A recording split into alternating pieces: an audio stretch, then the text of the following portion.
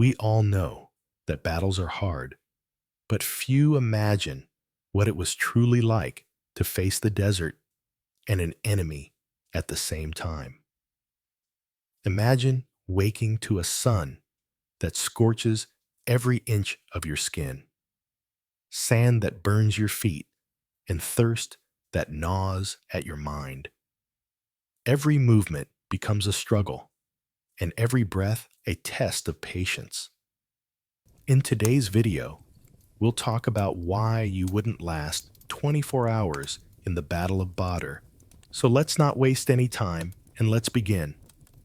As the first light of dawn seeps across the horizon, the desert transforms. Shadows retreat, revealing a landscape that is both vast and merciless. The cold that once bit at your skin gives way to an unrelenting heat.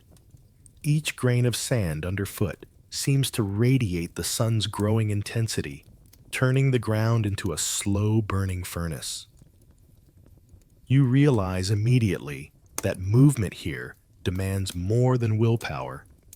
It demands careful calculation. Your throat is dry, your lips cracked, and the air feels thicker with every breath. Water, once an abstract concept in the dark, now becomes the central obsession.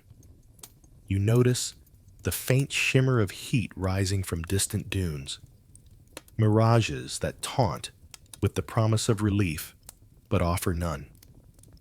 Even the smallest task, lifting a pack or adjusting a robe, feels heavy under the sun's glare.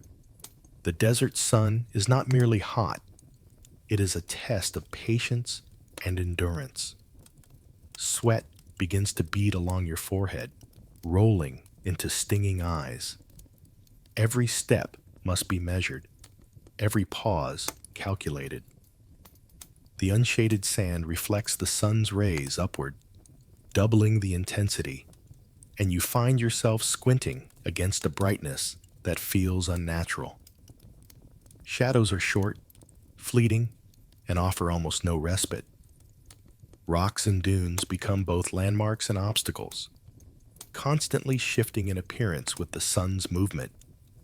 You notice the subtle, almost imperceptible signs of dehydration in your body. Your heartbeat quickens, muscles twitch, and your energy drains faster than you expect. Small pools of water in shallow depressions are scarce, and you learn to read the terrain for hints of moisture. The darkened color of sand, the faint green of resilient desert plants, or the tracks of animals who move more skillfully through the wasteland. Even the simplest act of drinking becomes a lesson in scarcity. Small sips, careful rationing, and timing based on shadows and sun angles. Your mind starts playing tricks. Shapes of distant rocks might be oases, only to vanish when approached. Every sound, wind, shifting sand, distant bird calls, feels amplified in the empty stillness. The desert is alive in subtle ways, and survival depends on noticing these details. A sudden breeze might carry cool relief or gritty sand into your eyes, a reminder that the environment itself can attack or aid. By midday, the sun is high and unrelenting. The physical weight of the day combines with the mental strain. The mind becomes foggy, thoughts scattered, and focus tenuous. You feel the pull of despair, imagining water that may not exist and shade that may never arrive. Yet, there is a rhythm to be found in enduring. You pace yourself, recognizing small victories in reaching a shaded rock or spotting a hardy shrub. Every action becomes deliberate. As afternoon stretches toward evening, the desert's heat begins to moderate slightly. But the struggle is far from over. You've endured hours of harsh light, rationed your limited water, and learned to move with care. Survival is measured not just by strength, but by awareness, patience, and respect for the landscape. This chapter's lesson is clear. In Badr's desert, every drop of water, every step of shade, and every measured breath matters. And yet, even as the sun dips lower, another challenge waits just beyond the horizon, one that will test more than your body. The approaching threat is not the sun, but what stirs within the sands themselves. Soon, you will understand that endurance is only the first step toward surviving what comes next. By mid-morning, the sun has fully claimed the sky. The heat that once shocked you now settles into a heavy, unyielding weight, pressing on your shoulders and slowing each movement. The desert is no longer just bright. It feels alive with resistance. Every step across the sand requires effort, each stride sinking slightly as the grains shift beneath your feet. Your legs burn, your back aches, and even the smallest actions seem magnified by fatigue. The landscape itself becomes an adversary.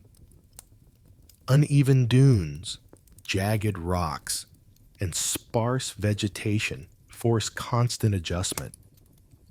Paths that appeared straightforward in the early light reveal hidden obstacles, and the desert's deceptive flatness hides ridges and sudden drops.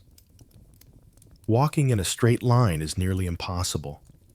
The terrain forces zigzags, detours, and careful pacing.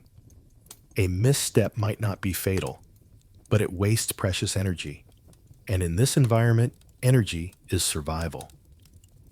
Exhaustion brings its own hazards.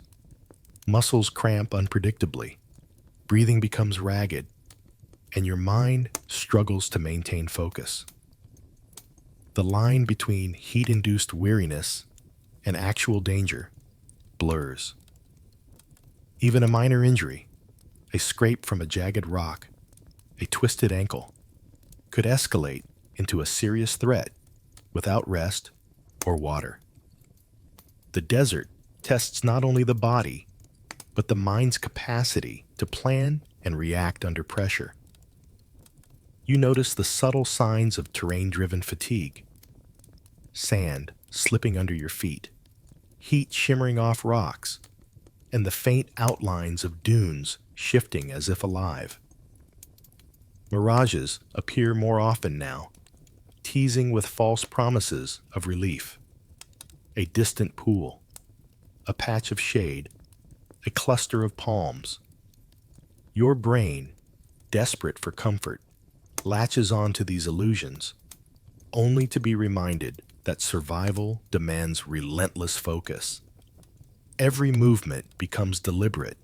You rest whenever possible, leaning on rocks or sliding into shallow depressions to escape the sun's worst glare. Even minor pauses, though brief, recharge your body just enough to keep moving. The interplay of sunlight and shadow teaches you timing. The angle of the sun determines where brief relief might exist. The terrain dictates where each step is safe, and endurance is measured in inches rather than miles. As the day stretches, you begin to sense the geography's larger patterns. Hills and valleys, the slopes of dunes, and the scattered vegetation all hint at the routes early armies and caravans might have used.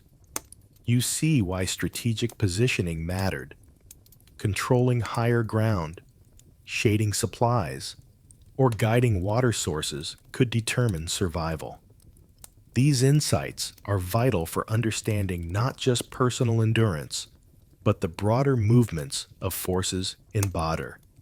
Fatigue becomes a teacher, revealing limits and forcing adaptation.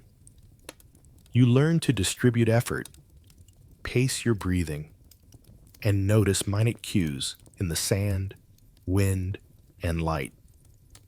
Even mental discipline is tested, keeping alert for distant movement, reading the terrain for hidden obstacles, and resisting despair when the next patch of shade seems impossibly far. By late afternoon, the day's journey begins to take its toll. Sweat has evaporated almost as quickly as it appeared, leaving your body dry, heavy, and clammy. The sun's heat, the shifting ground, and the constant exertion converge, shaping a harsh awareness. The desert itself is a battlefield, one where exhaustion is the first opponent. And just beyond these miles of punishing terrain, the next challenge waits, one that will demand more than physical resilience. As shadows grow longer and the horizon stretches endlessly, you realize that survival in this landscape will depend not only on endurance, but on understanding how to move, fight, and survive under relentless pressure. Chapter 4 will guide you through the desert's final lessons, the hazards that strike when both mind and body begin to fail. As the sun climbs higher, the desert's relentless heat exposes a more pressing challenge: water. Every step across the sand reminds you that survival depends on finding, conserving, and respecting this precious resource. Wells, cisterns, and even small pools become lifelines in a land that offers so little. The scarcity of water is not just a physical trial. It is a test of planning, strategy, and social negotiation. You notice the signs of water in the landscape, a slight darkening of sand near a depression, the stubborn green of desert plants, the tracks of animals leading toward hidden sources. Early dwellers of Arabia had learned to read these subtle indicators, transforming observation into survival. In contrast, your movements feel random, tentative, and often misguided. Every drop saved matters. Every misstep risks dehydration. Communal wells, the heart of desert settlements, are more than simple sources of water. They are hubs of organization, cooperation, and power. Access to water was regulated, sometimes fiercely. Agreements dictated whose turn it was, how much could be drawn, and when. Observing the wells, you begin to understand that controlling water meant controlling life itself. Even traveling armies had to account for these rules, mapping their routes around reliable sources while avoiding conflicts over scarce supplies. The process of drawing water is itself laborious. Leather buckets creak against ropes, pulley wheels groan under weight, and the effort of lifting even a small container is amplified by the heat and exhaustion. You find yourself marveling at how effortlessly locals accomplish what feels impossible to you. They move with rhythm, efficiency, and economy of motion, a dance learned over years of necessity. You struggle to match it, realizing that survival is as much about skill and knowledge as it is about strength. Water scarcity shapes behavior beyond physical exertion. It governs when people travel, how they interact, and even the structure of settlements. Villages cluster near reliable sources. Paths follow the hidden veins of life beneath the sand. Negotiation, compromise, and mutual respect become essential tools for coexistence. Watching the interactions around a well You see how cooperation and competition exist side by side, a delicate balance that ensures life continues, even under the desert's harshest conditions. Your own thirst grows acute, yet you resist panic. Every sip is rationed, every swallow calculated.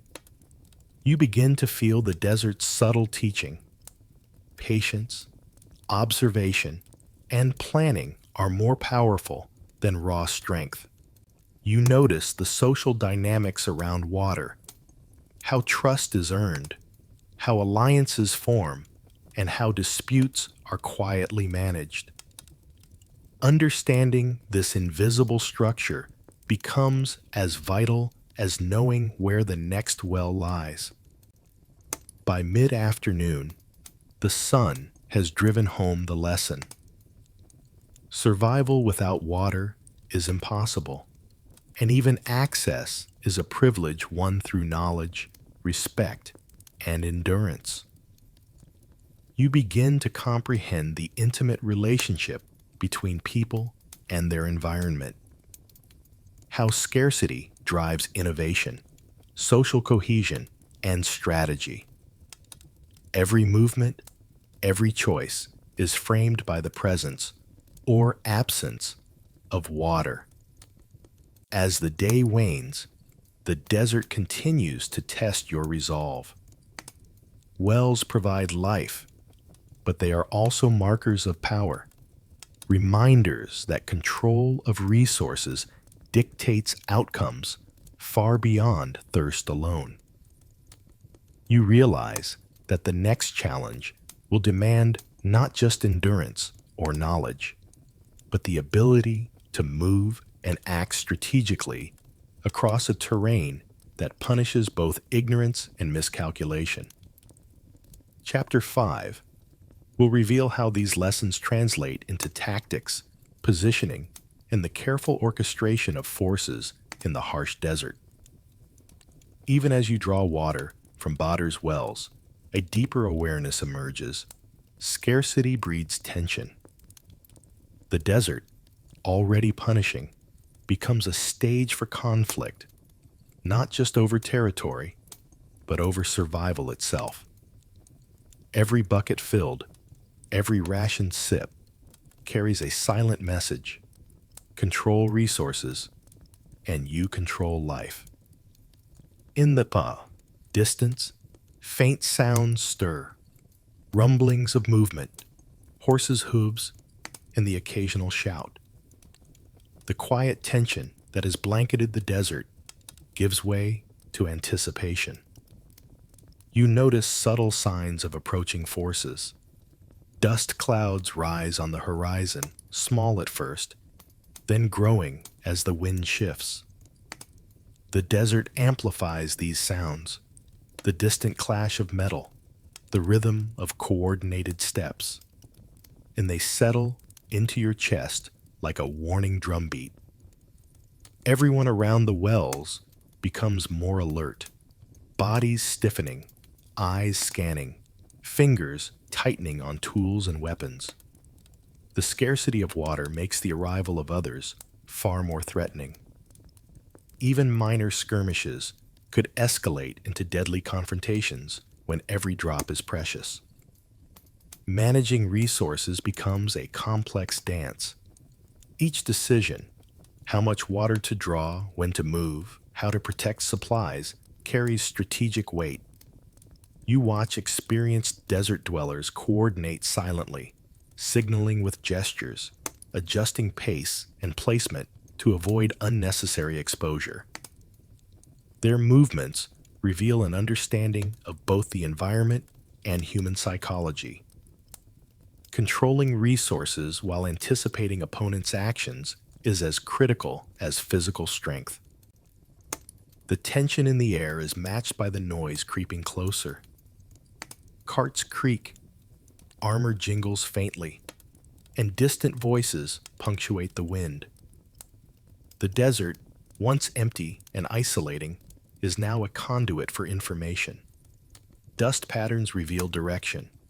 Echoing sounds hint at numbers, and every small movement carries meaning.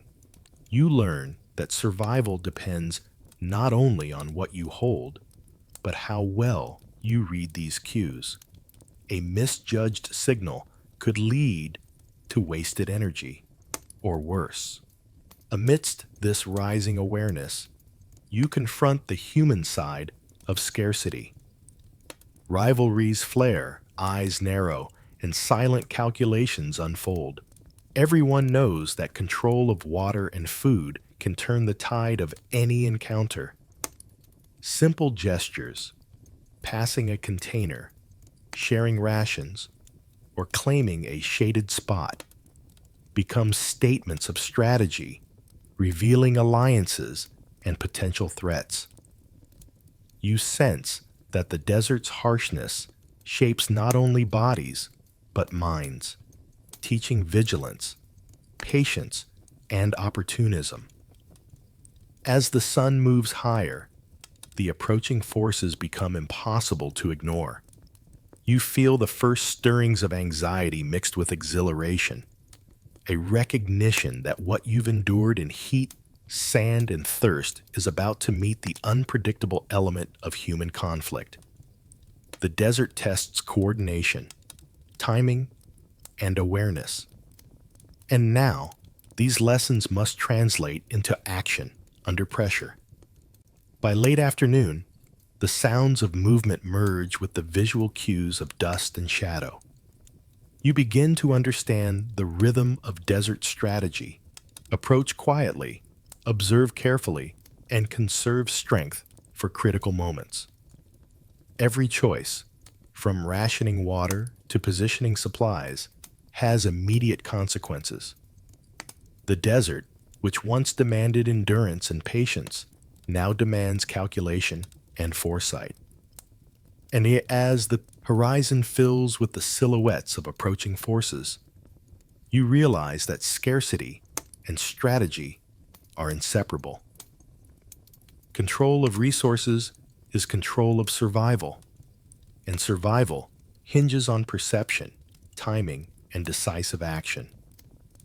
The next chapter will carry you into the heart of these dynamics, exploring the clash of preparation, positioning, and the human instincts that shape the unfolding battle at Badr.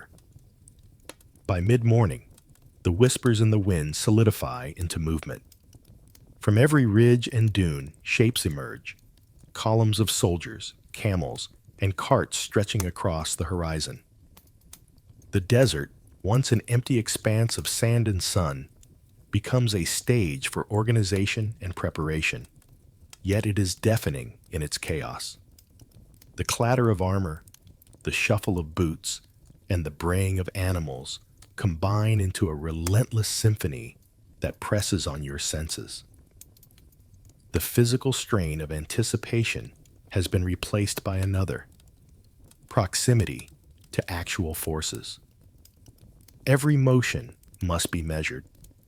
Troops move in formations that balance speed with protection, but the ground itself resists coordination. Uneven sand and hidden rocks force constant adjustments. Leaders shout commands, messengers dash across lines, and the clamor ricochets across dunes, leaving your ears ringing even above the roar of your own heartbeat. Amid this assembly, you notice the psychological toll. Eyes dart constantly, hands tighten on weapons, and small mistakes ripple into near disasters. The human body, already taxed by heat, thirst, and sand, now bears the weight of tension, vigilance, and fear. Sweat mingles with dust, sticks to skin, and makes even holding a spear or adjusting a shield an effort. The desert has transformed from a testing ground into a crucible, and you feel every second of its pressure. Communication is a battlefield of its own. Shouts, signals, and drum beats compete with the wind and terrain, each message vulnerable to misinterpretation. Scouts run along the flanks, reporting sightings, while commanders attempt to adjust positioning in real time. Even minor misunderstandings could ripple outward, creating bottlenecks, collisions, or worse, gaps in formation that the enemy could exploit. Every soldier, every movement, every decision is amplified by proximity and urgency. Amid the chaos, small patterns emerge. Experienced soldiers anticipate the flow of people and animals, adjusting stance and speed with a rhythm that seems almost choreographed. Newcomers, like you, struggle to adapt. You stumble over uneven sand, misjudge distances, and find yourself caught between advancing units and retreating messengers. The desert, which once punished slowness and error quietly, now magnifies mistakes under the watchful eyes of all. The sun climbs higher, baking the ground and intensifying the sensory overload.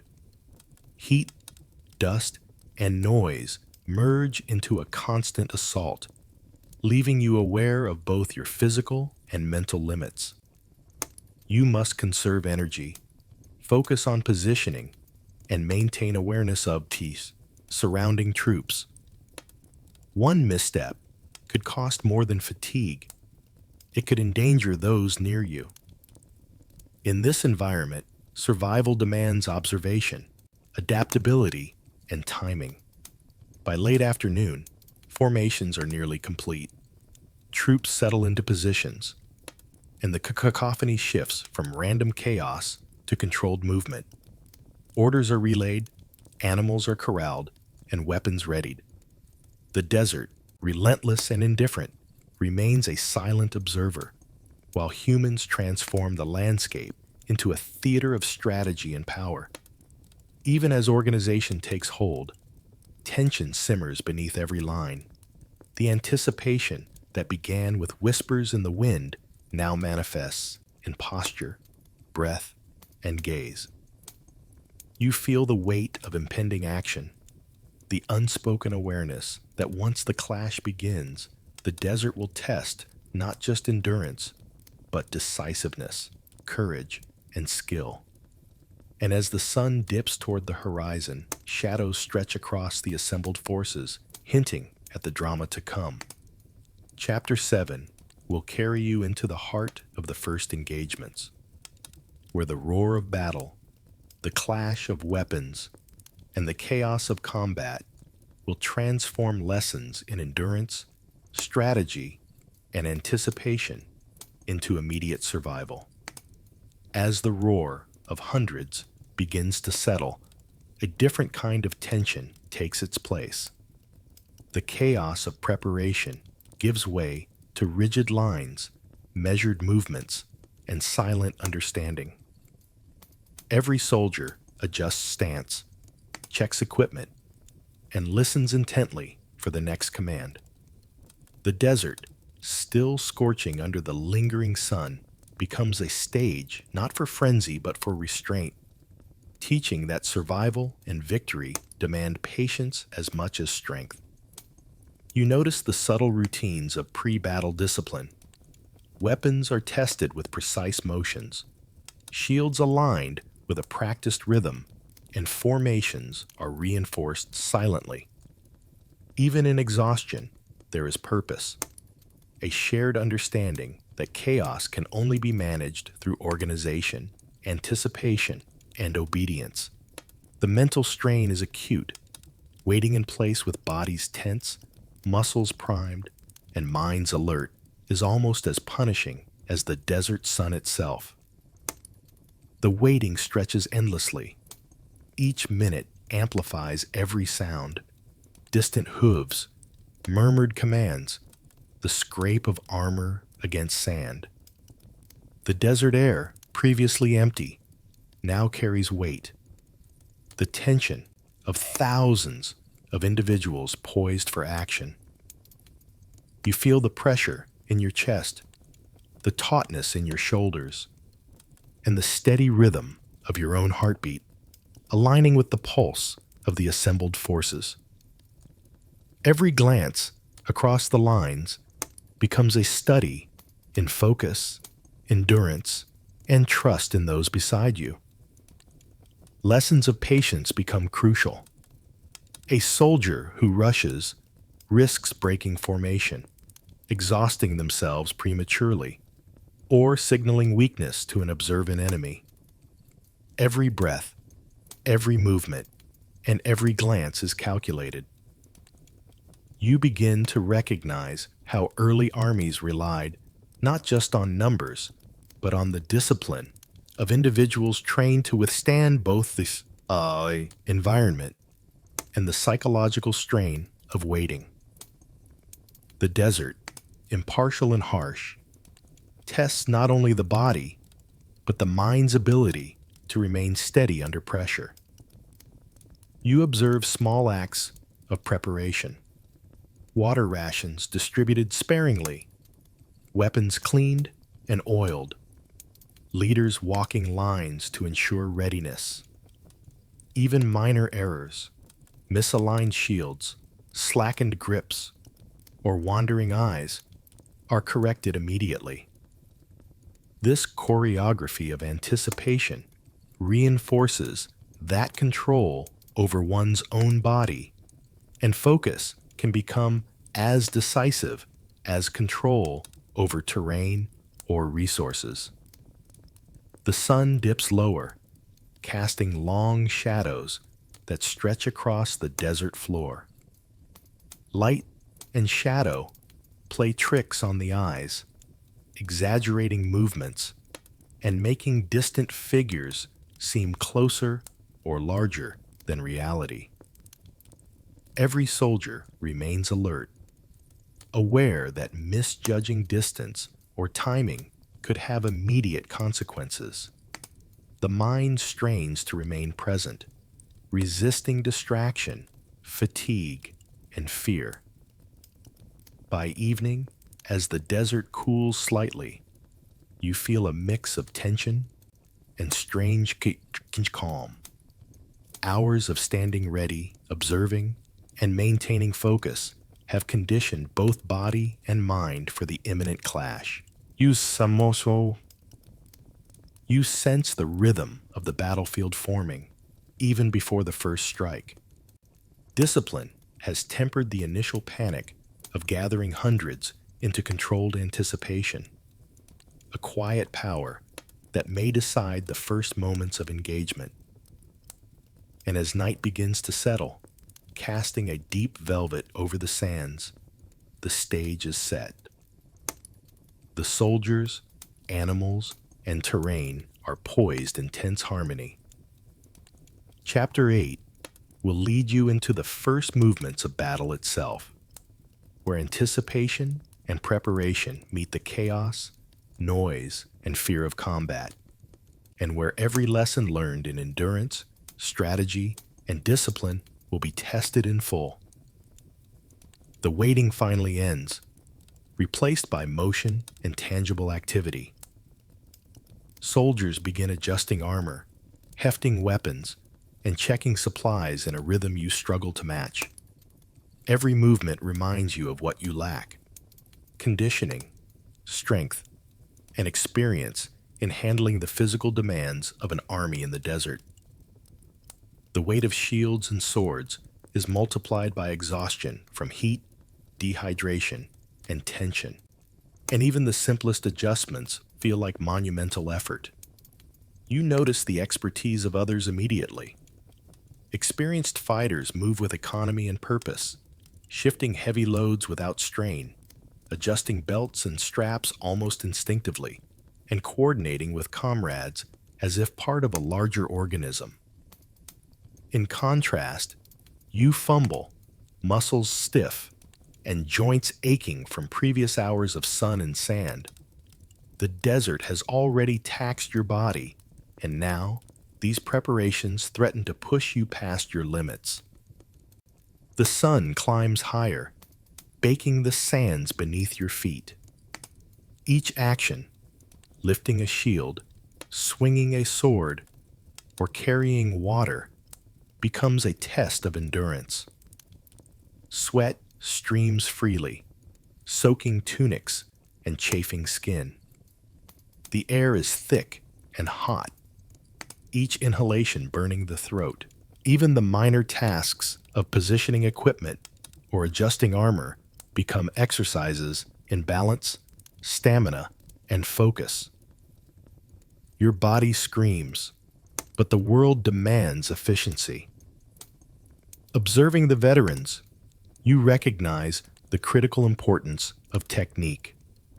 How a strap is tightened, a weapon is held, or a shield is angled can mean the difference between mobility and exhaustion, between readiness and injury.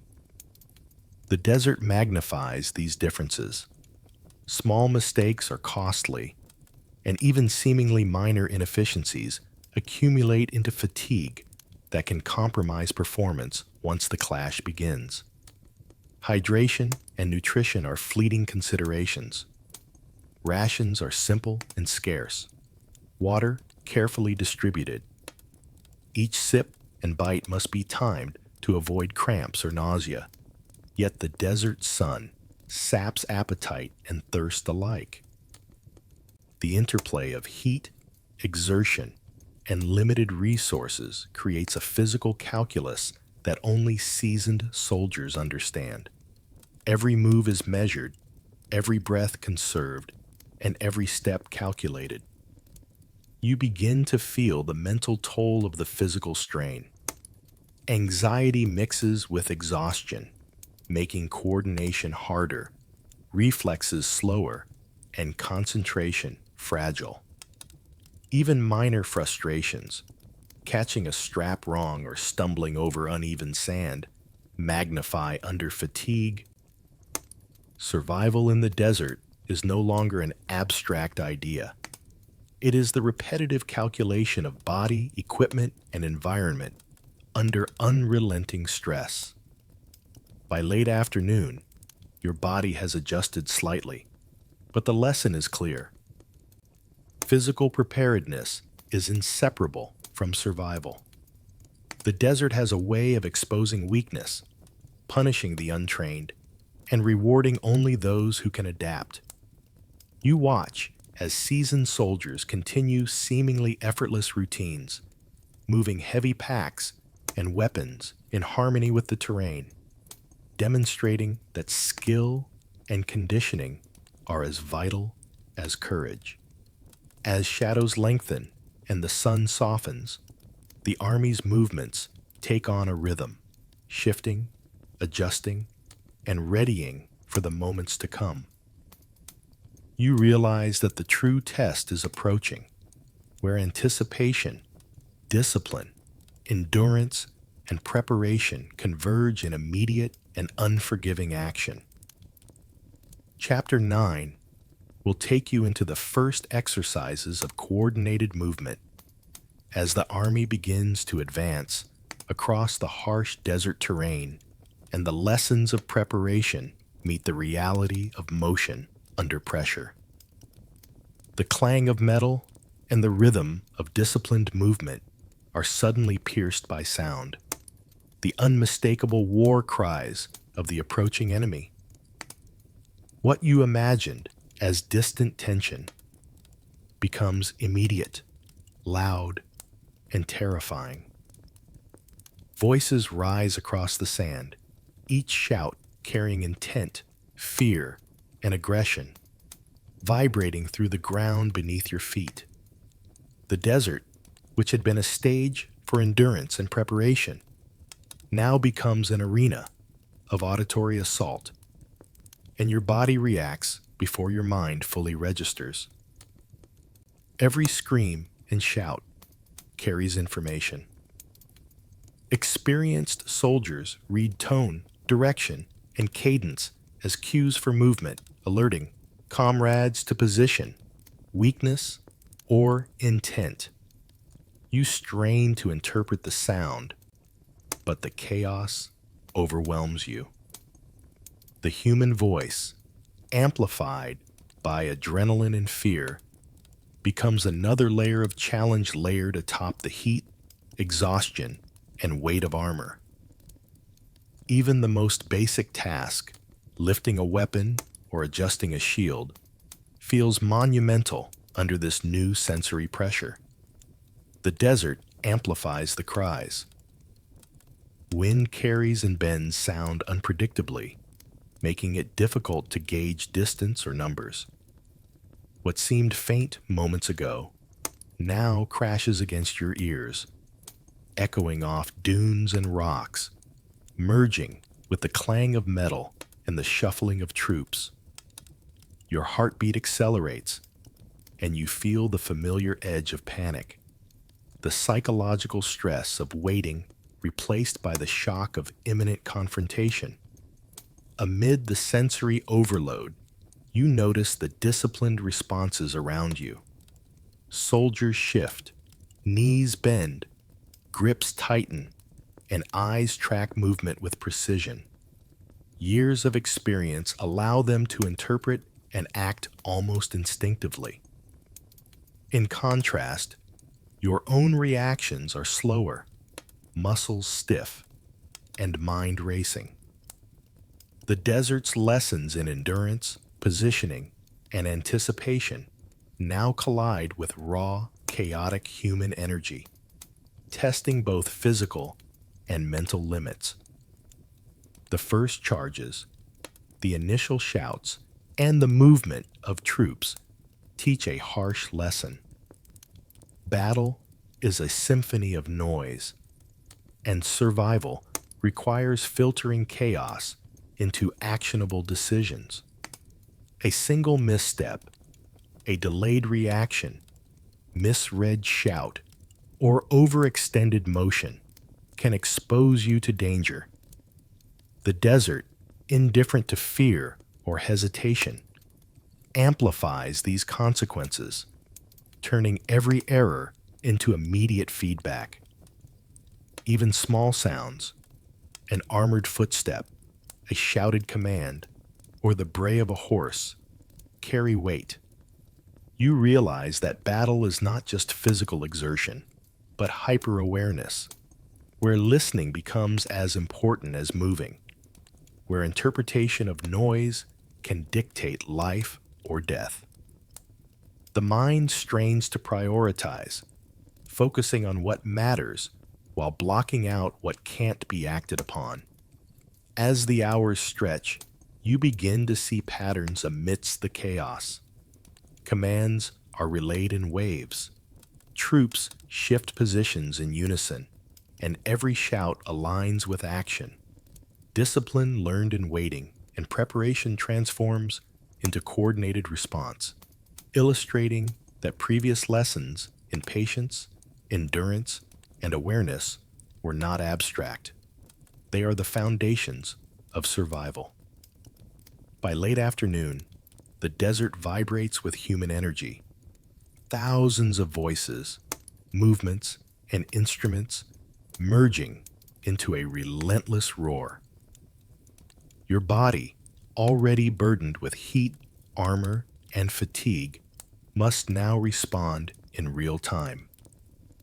The auditory assault is a force of its own, challenging perception, coordination, and resolve. And as the first tangible encounters near, you sense the transformation from preparation to action. Chapter 10 will carry you into the first direct movements of combat, where the lessons of heat, exhaustion, discipline, and awareness are tested against the physical and psychological realities of facing an enemy in the desert, and where survival depends on both instinct and learned skill. The war cries fade slightly into the distance, replaced by the synchronized hum of preparation. Now comes the first tangible movement, stepping onto the battlefield itself. The desert, which has already tested your body and mind with heat, sand, and scarcity, now challenges coordination, rhythm, and endurance in motion. Each step across shifting sand feels heavier than the last, your feet sinking slightly with every stride, your muscles burning from the effort of keeping pace. You notice immediately how terrain dictates action. Uneven dunes, hidden ridges, and rocky outcrops force careful placement. Every movement must account for balance, line of sight, and proximity to comrades. Even experienced soldiers adjust subtly, shifting weight, bending knees, and timing steps to maintain formation. In contrast, your own movements feel clumsy and disjointed, a harsh reminder that enduring the desert is one challenge. Moving within it, under pressure, is another entirely. The heat remains relentless. Sunlight bounces off sand and metal, adding an almost unbearable glare. Sweat soaks through garments, mixing with dust and chafing skin. The weight of armor presses down, straps digging into shoulders and back, while weapons feel cumbersome with every stride. The body you trained for previous endurance now faces dynamic exertion, walking, adjusting, and reacting in real time to a landscape that resists predictability. Movement demands constant awareness. You must watch the shifting positions of units around you, anticipate the intentions of leaders, and respond instantly to commands, all while navigating treacherous sand. Missteps are immediately felt. A stumble could disrupt formation, compromise balance, or cause fatigue that echoes throughout the rest of the march. The desert punishes inefficiency, and every motion teaches lessons in economy, rhythm, and resilience. Even small actions are amplified. Lifting a weapon, repositioning a shield, or signaling to a comrade takes more energy than anticipated. Your muscles protest, lungs tighten, and your mind cycles between focus and fatigue. Yet forward motion is imperative. Hesitation is costly. The army moves as a single organism, each individual contributing to a coordinated force that will meet the enemy, and you are now a small but essential part of that system. Observation becomes as critical as exertion. Shadows reveal dips and rises in the sand. Distant dust clouds hint at enemy movements. The placement of every unit carries strategic weight. You begin to realize that walking into battle is not merely physical, it is a constant negotiation between body, mind, and environment. Adaptability is as vital as strength, and awareness can save energy, prevent injury, or even determine life or death in the moments to come. By late morning, the first impressions of the battlefield crystallize. The desert stretches outward, deceptively empty in some areas, treacherous in others. You understand that the hours of waiting, preparation, and acclimation have been building toward this simple yet profound act, moving across the field under pressure. Every stride carries the lessons of prior chapters: heat, exhaustion, scarcity, discipline, and sensory overload, intertwined with immediate necessity. And as the army advances, the tension tightens like a drawn bowstring. Chapter 11 will immerse you in the initial clash itself, where movement becomes strategy, endurance meets chaos, and every lesson learned in the harsh desert will be tested against the unpredictable forces of battle. The desert ahead, once empty and indistinct, begins to shift from abstract shapes into defined figures. Across the shimmering sand, you spot movement, rows of warriors, glinting metal, banners snapping in the wind. The sheer scale of the opposing force strikes you with a physical jolt, and your stomach tightens. Every training exercise, every step across sand and heat suddenly feels both preparation and inadequate prelude. The first sight of the enemy is overwhelming. Distances seem deceptive in the desert haze, and the sun casts shifting shadows that make figures appear larger, closer, or more numerous than they truly are. Your eyes strain to measure numbers and positions, to read formations and predict movement, but even seasoned soldiers glance repeatedly, ensuring their estimates match reality. Fear, excitement, and adrenaline mingle in a tight knot in your chest. You notice subtle signs of preparation on their side, disciplined lines, weapons raised, horses shifting weight with readiness. Dust rises from coordinated movements, banners flutter to signal commands, and the rhythm of marching feet and distant voices forms a tense prelude to conflict. Observing the enemy is not merely a matter of curiosity, it is vital intelligence. Even small details, the way shields overlap or spears are angled, could inform strategy in the moments ahead. Your own unit tightens instinctively. Formation matters now more than ever. A single, misaligned step or gap could create vulnerability. The desert beneath your feet, uneven and unforgiving, threatens missteps, yet you focus on matching the rhythm of those around you. Every breath counts, every footfall measured, and every glance weighted with awareness. You feel the pressure of collective expectation, of history, and of survival pressing down with each forward stride. Sounds are magnified. The enemy's war cries, previously distant, now arrive with clarity, reverberating across dunes and striking like the physical force of Chapter 9's lessons. Your heartbeat pounds in tandem with the rhythm of approaching movement. Even minor noises, the scrape of a spear on sand, a horse shifting, a shouted command, echo in your mind, intensifying the psychological weight of anticipation. The sun, relentless and bright, bleaches the horizon and challenges perception. Heat waves distort distance and shape, making the enemy appear fluid and shifting. You learn quickly that estimation and judgment are tests in themselves. Misreading distance or scale could provoke miscalculation, fatigue, or panic once engagement begins. Your body reacts instinctively to stress. Muscles tense, senses sharpen, and every nerve is alert. As the first ranks come fully into view, the scale of confrontation becomes undeniable.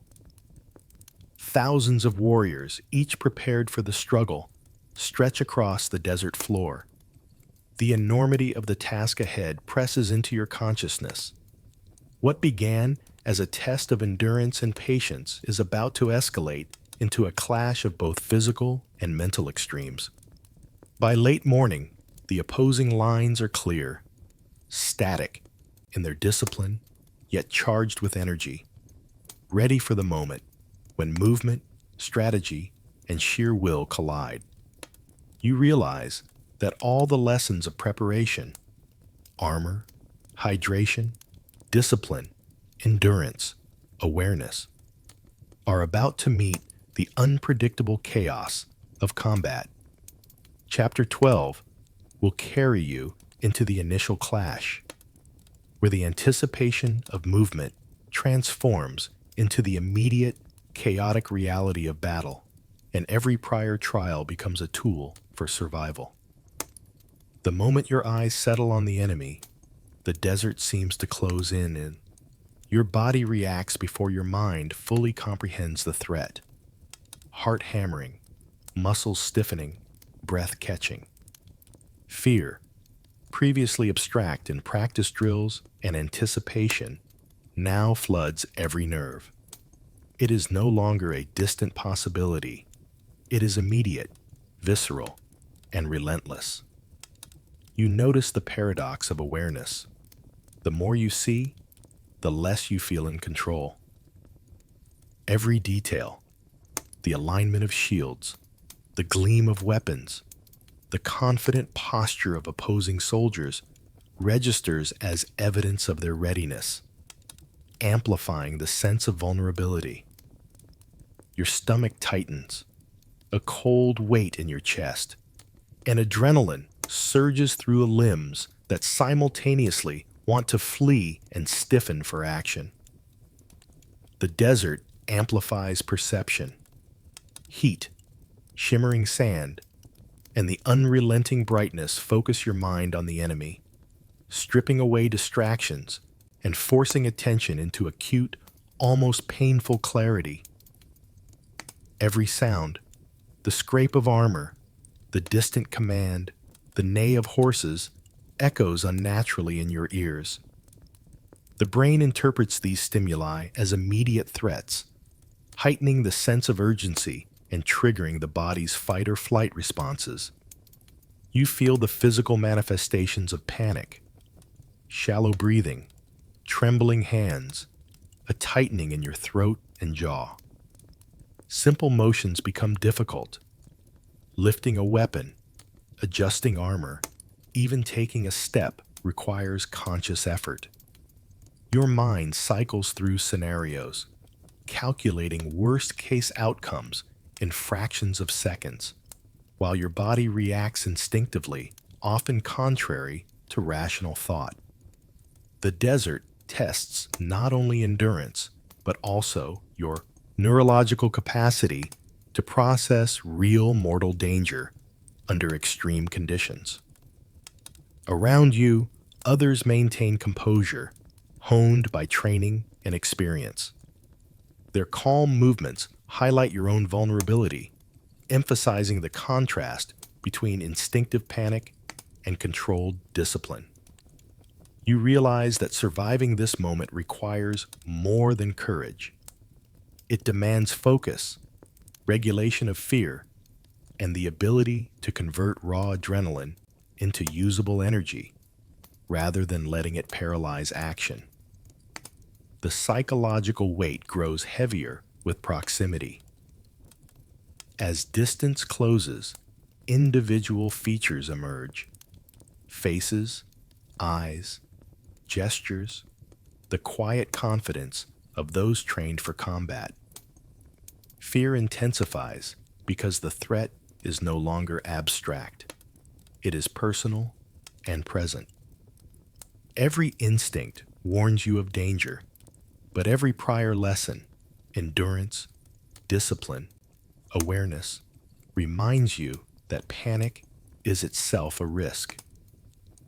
Misjudging your reaction, overreacting, or freezing could be fatal. Time seems distorted.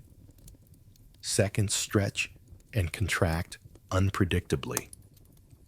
The body, primed for survival, interprets every micro movement of the enemy as potential impact on your life. The desert, previously a passive arena, now interacts with your physiological state.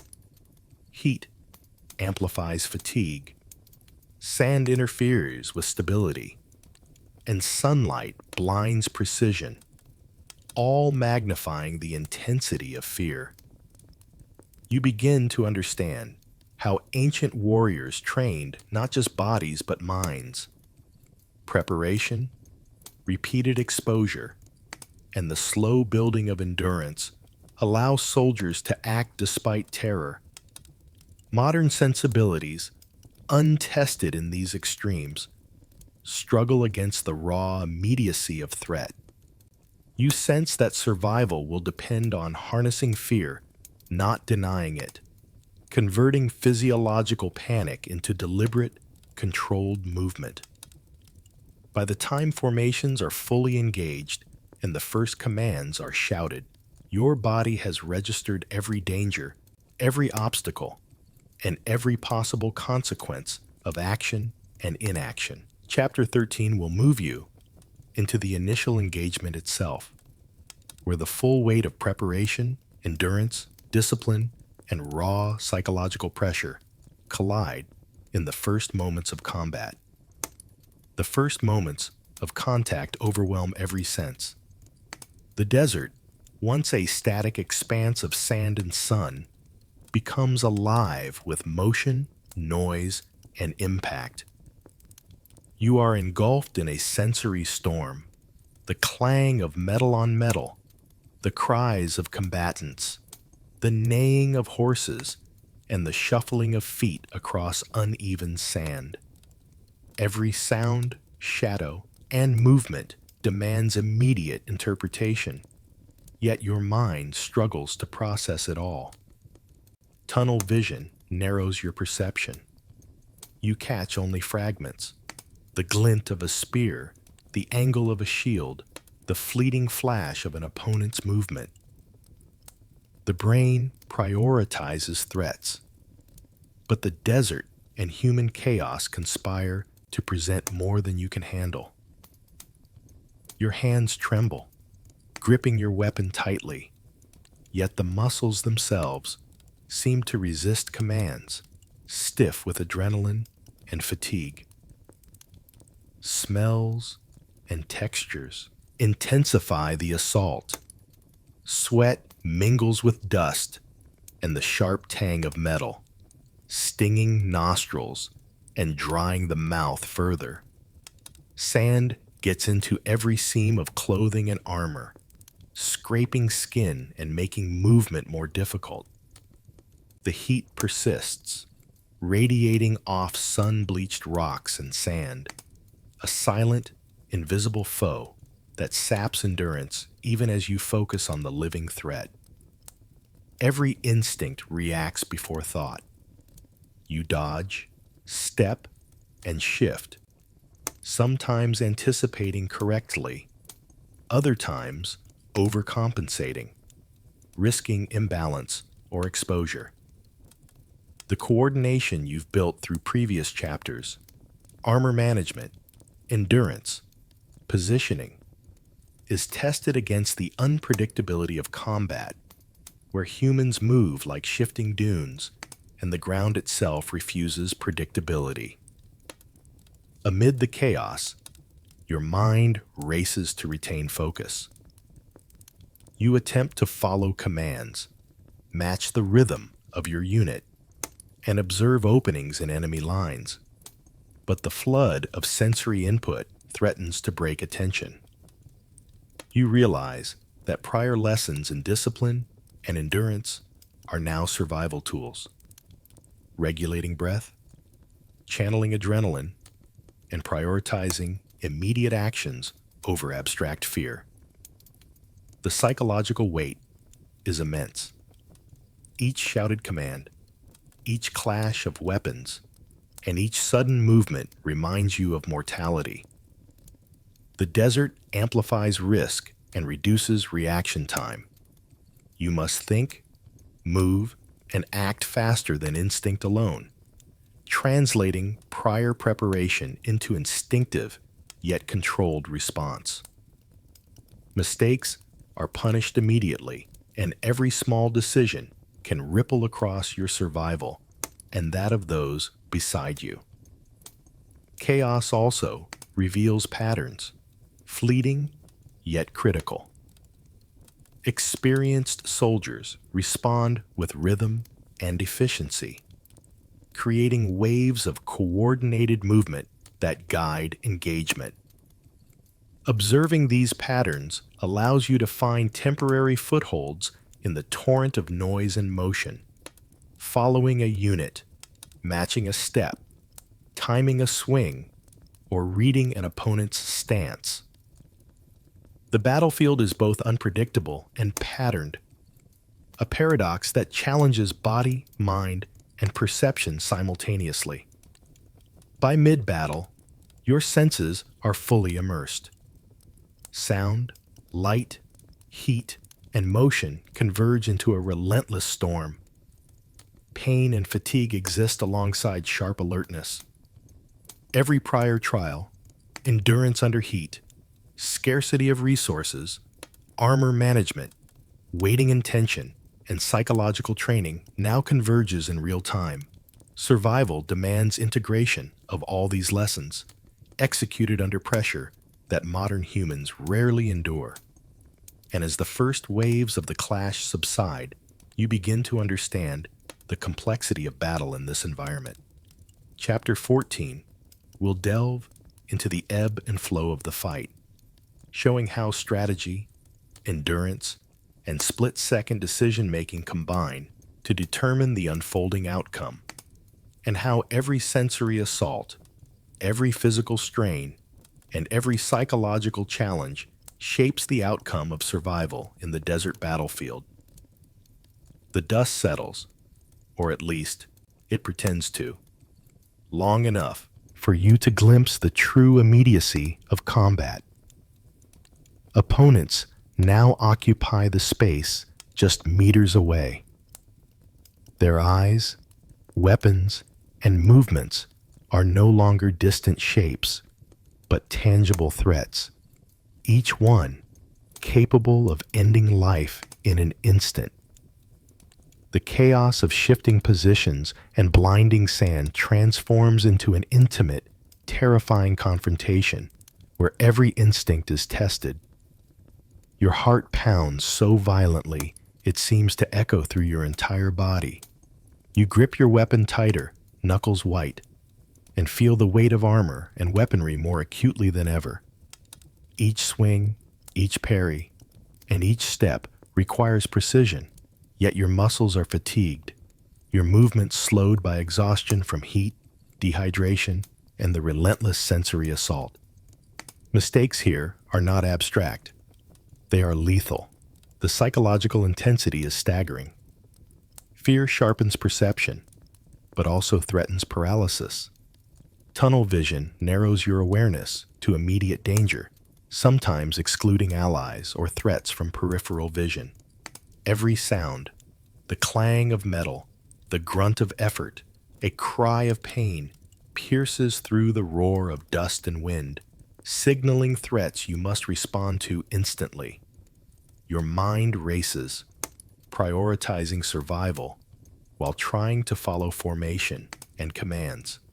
The desert environment compounds every challenge. Sand grinds against skin and armor, slipping under shields and into gloves. Heat radiates from metal and sand alike, sapping endurance and focus. Dust clogs the mouth and nose, making breathing laborious, while the glare of the sun hides subtle movements of your opponent. Physical exertion and environmental stress converge to push both body and mind to their limits. Close-range combat reveals the brutal reality of human strength and skill. Every opponent is a dynamic calculation. Reach, weight, stance, weapon angle, and intent must be assessed instantly. Defensive moves are as critical as attacks. One poorly timed swing or misplaced step can result in injury or death. Your body reacts before conscious thought can catch up, and yet conscious thought is essential to avoid being overwhelmed by instinct alone. Amid the terror, a rhythm begins to emerge, fleeting but necessary. You notice patterns in enemy strikes, timing your own movements, and aligning defensive and offensive motions with openings. Even under chaos, discipline learned in prior chapters, formation, endurance, and observation, translates into survival advantage. Each small success, each blocked attack, feels monumental against the backdrop of fear and confusion. Pain and adrenaline coexist in strange harmony. Cuts sting, muscles scream, and exhaustion tugs at every limb. Yet adrenaline provides bursts of strength and focus. The desert magnifies this balance, creating a constant negotiation between exertion, pain, and awareness. You understand that survival here is as much about managing internal states as it is about striking or parrying. By mid-battle, the close quarters terror becomes both immediate and all-consuming. There is no time for hesitation, no room for error. The enemy's presence is constant, inescapable, and personal. Every decision, when to strike, when to retreat, how to reposition, is a literal fight for life.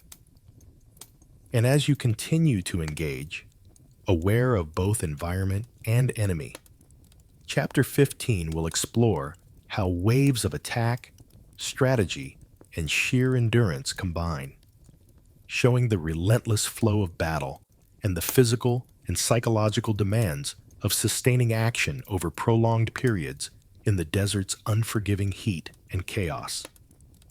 The first clash leaves you gasping.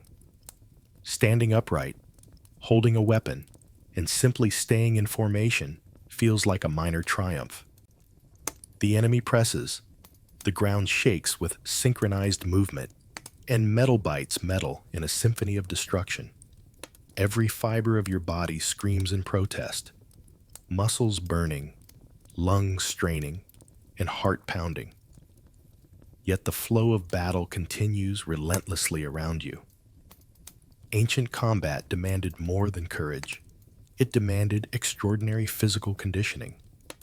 Warriors moved under heat, sand, and weight that modern training rarely approaches. Shields, swords, and armor were burdens that had to be managed continuously, while opponents attacked with strength, speed, and precision honed over years.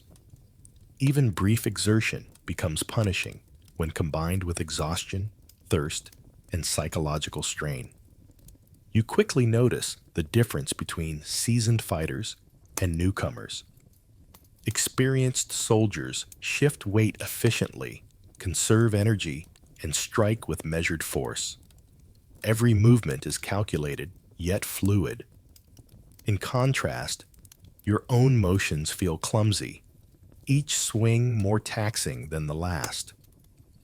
Recovery is slow, muscles cramp, and fatigue amplifies mistakes.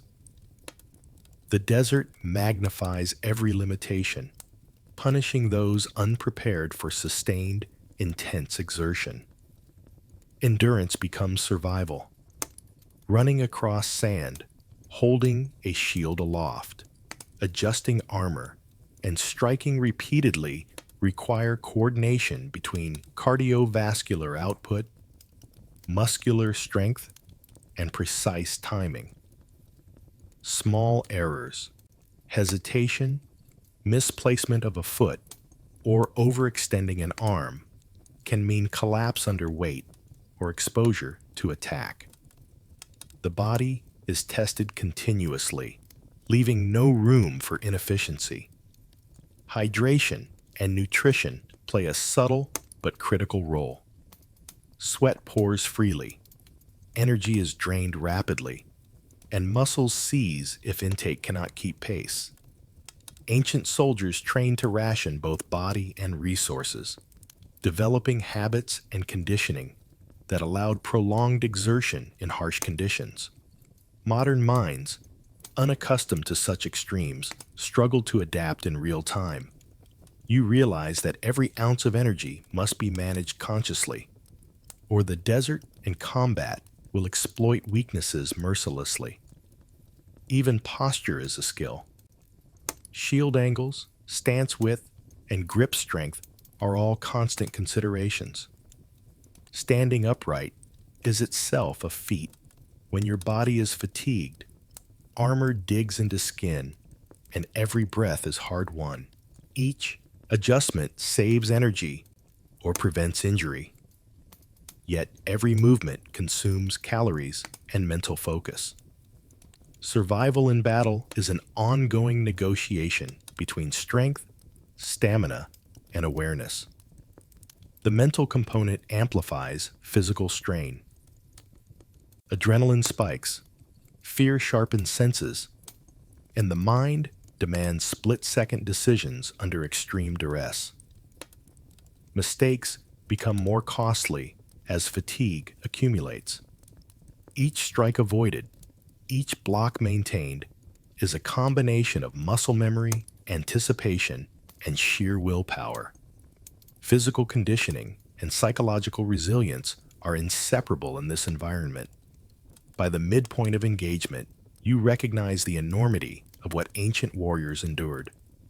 They fought not only opponents, but the environment, their own fatigue, and the relentless demands of combat.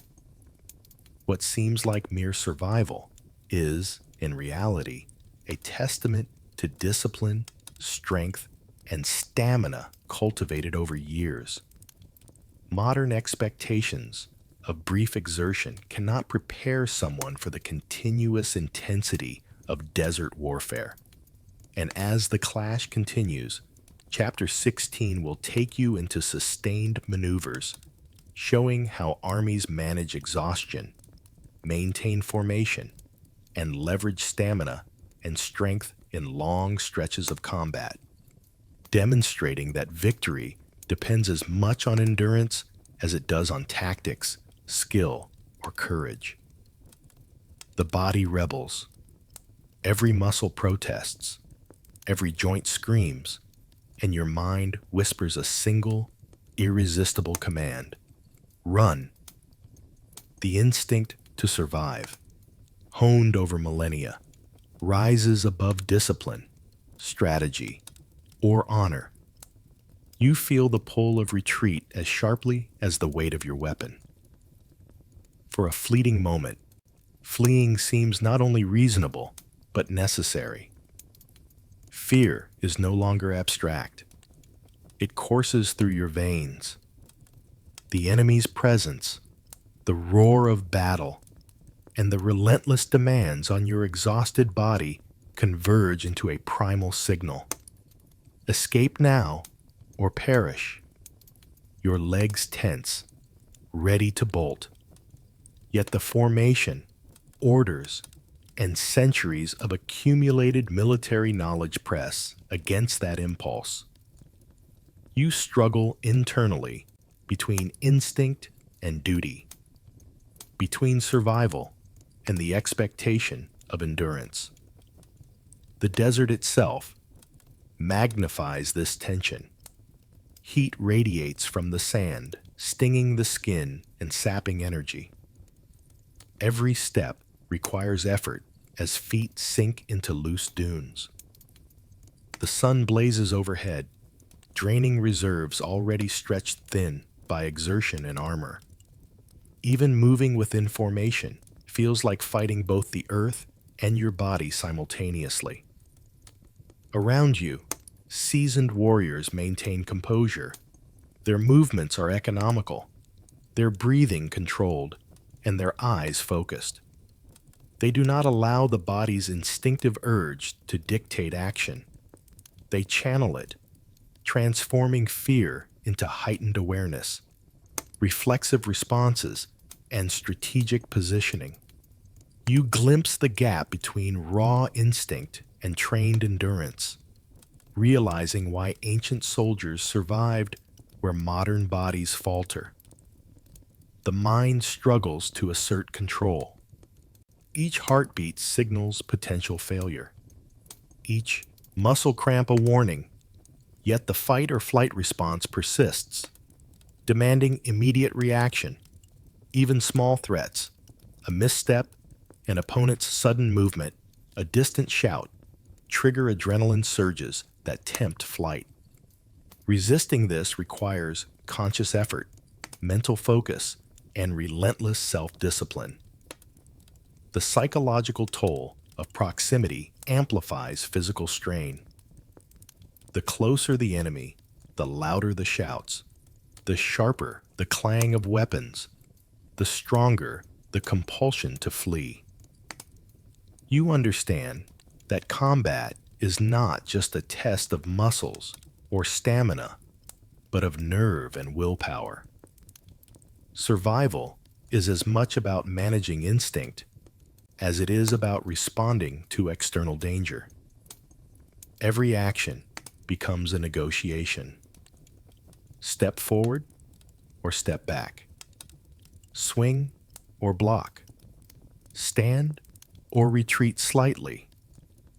Each decision carries immediate consequence, demanding synchronization of body and mind despite overwhelming fatigue. The desert, the heat, the sand, and the enemy together become a crucible, testing whether training and endurance can override the deepest biological impulses. Even partial surrender to the instinct is costly. Hesitation, slowed reactions, or diverted attention can be fatal.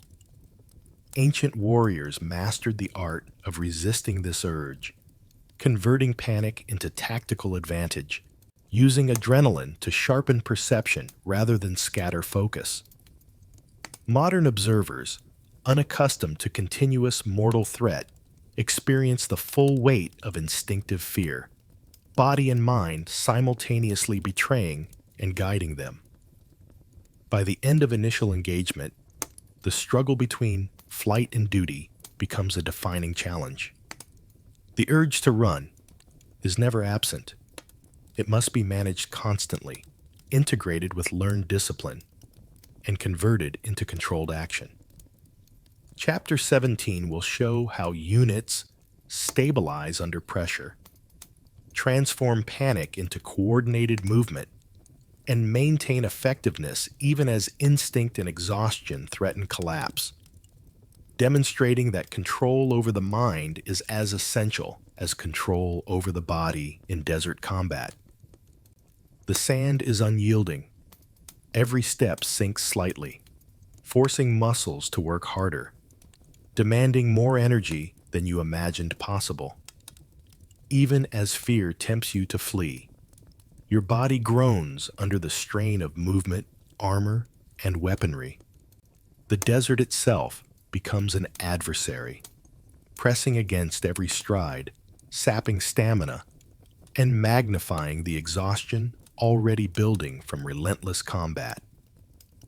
Heat radiates from the sun-baked sand, metal armor, and even the sweat-soaked garments clinging to your skin. Each breath is laborious. Lungs draw in thick, dry air, while your heart accelerates from exertion and fear. Tiny grains infiltrate gloves, sleeves, and seams, rubbing against raw skin and creating constant irritation that distracts from every necessary action. The environment is as punishing as the enemy, an ever-present force that attacks silently yet ceaselessly. Your muscles scream in protest. Legs burn with every stride. Shoulders ache from holding shields aloft, and arms quiver under the repetitive strain of wielding weapons.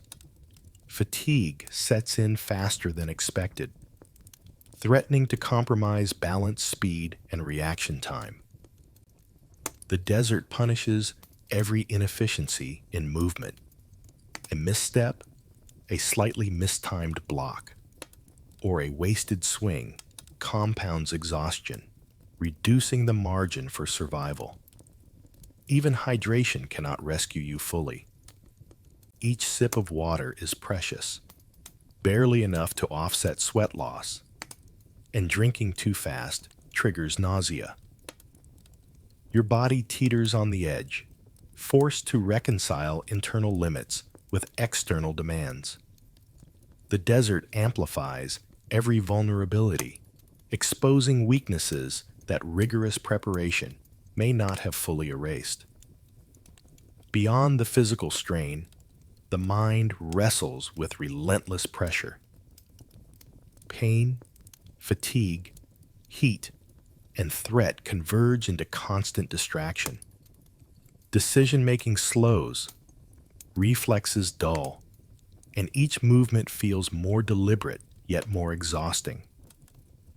Awareness of terrain, allies, and enemy positions competes with the overwhelming desire to collapse or retreat. Survival demands integration of body and mind under extreme duress. The psychological effect of unending punishment is stark. Every glance at the horizon reminds you of the miles yet to traverse under relentless conditions. Every clash of metal, every shout, and every movement adds cumulative stress. Your senses, already assaulted by heat, dust, and noise, must process information while sustaining movement and action. There is no respite. The desert allows none. Observation of others offers a harsh lesson. Seasoned warriors maintain motion with economy, conserving energy and leveraging every ounce of strength. Their discipline, honed over years of exposure to similar conditions, allows them to function efficiently where the untrained falter. Their actions underscore the brutal reality. Desert combat is as much about conditioning and endurance as it is about tactics or courage. By midday, your body feels simultaneously overworked and underprepared. Every step is a test of stamina. Every lift of a shield, a negotiation between will and muscle. Every swing of a weapon, a measure of conditioning. The desert's punishment is continuous, silent, and relentless, shaping every action and decision on the battlefield. And as the army continues to advance, Chapter 18 will explore how sustained fatigue, environmental stress, and relentless combat interact to create collapse, improvisation, and adaptation, demonstrating that survival depends on constant negotiation between mind, body, and the unforgiving desert. The chaos around you is more than just physical. It is psychological. Every clash, every shout, every sudden movement drills into your consciousness with relentless intensity. You have endured heat, sand, armor, and fatigue, but now the real weight presses on your mind. Watching battle unfold so close, seeing lives teeter on the edge of mortality, fractures composure in ways mere exertion never could. Fear becomes cognitive, not just instinctive. Your brain attempts to process a flood of information. Who strikes where? Who falls? Who survives? Each observation triggers emotional and neurological responses. Adrenaline spikes, heart rate quickens, and a gnawing sense of helplessness creeps in. Even the seasoned soldiers cannot fully insulate themselves. For a newcomer, the psychological toll is immediate and crushing. The desert amplifies perception. Heat, glare, and dust disorient vision, while every sound, the clang of metal, cries of pain, commands shouted, blasts the mind from all directions. Sensory input is constant and conflicting, making prioritization of attention nearly impossible. Your thoughts race to comprehend patterns of combat, anticipate danger, and retain coordination with comrades, yet the mind struggles to maintain order amid overwhelming stimuli. Witnessing mortal danger triggers instinctive responses as powerful as the urge to flee. Your body reacts before the mind can rationalize. Muscles tense, pupils dilate, and senses sharpen. But the mind, now overloaded, begins to falter. Memory and reasoning blur. Decisions that once seemed simple, when to strike, where to step, how to protect oneself, require monumental mental effort. the cognitive cost of observing life and death up close rivals, or even surpasses physical exhaustion. Emotional responses rise in waves. Shock, horror, and disbelief mingle with fear and urgency. Moments of empathy for fallen comrades are fleeting but piercing, adding psychological strain atop physiological stress. The desert's oppressive environment compounds this. Relentless heat, unyielding sand, and exposure to elements strip away comfort, amplifying the fragility of mental endurance. You notice a creeping tunnel vision, not from combat directly, but from the mind attempting to filter stimuli. Peripheral awareness diminishes, focus narrows, and yet the brain remains alert to sudden threats. This selective attention is both protective and limiting. It shields you from overload, but reduces the ability to respond to unexpected events. Mistakes are easier, and consequences harsher. Even brief respite offers little relief. The mind cannot fully rest when danger and observation remain constant. Thoughts loop, strategies considered and discarded, what-ifs rehearsed, mistakes analyzed before they even occur. The psychological strain feeds into fatigue, which further compromises judgment and endurance. You realize survival in this environment requires not just physical strength, but disciplined cognitive control over fear, attention, and emotional response. By late afternoon, the cumulative effect is undeniable. Soldiers' faces reveal exhaustion, minds flicker with distraction, and the intensity of constant observation threatens to overwhelm even experienced warriors. Modern observers, untrained in continuous, close proximity mortal danger, face collapse not from physical exhaustion alone, but from the combined crushing weight of fear, attention, and empathy. And as Chapter 19 begins, you will witness how prolonged exposure, relentless psychological stress, and sustained combat converge to push warriors to the edge, forcing improvisation, adaptation, and the raw assertion of willpower against overwhelming odds in the unforgiving desert battlefield. The combination of heat, exhaustion, and emotional strain pushes your body to its limits. Vision blurs, legs wobble, and every breath feels heavy. Staying upright becomes an achievement in itself. You realize that survival in battle is not just about avoiding strikes or defending against attacks. It is about preventing your own body from collapsing under relentless physical and psychological pressure. Muscles tremble uncontrollably. The weight of armor, weapons, and sand-laden garments presses down like a leaden reminder of human limitation. Each movement requires conscious effort. Every swing of a weapon feels laborious, and the simplest defensive maneuver demands energy you no longer feel you possess. Fatigue isn't gradual, it strikes in waves, leaving the mind struggling to command a body teetering on the edge. Your heartbeat races, but not always in sync with your effort.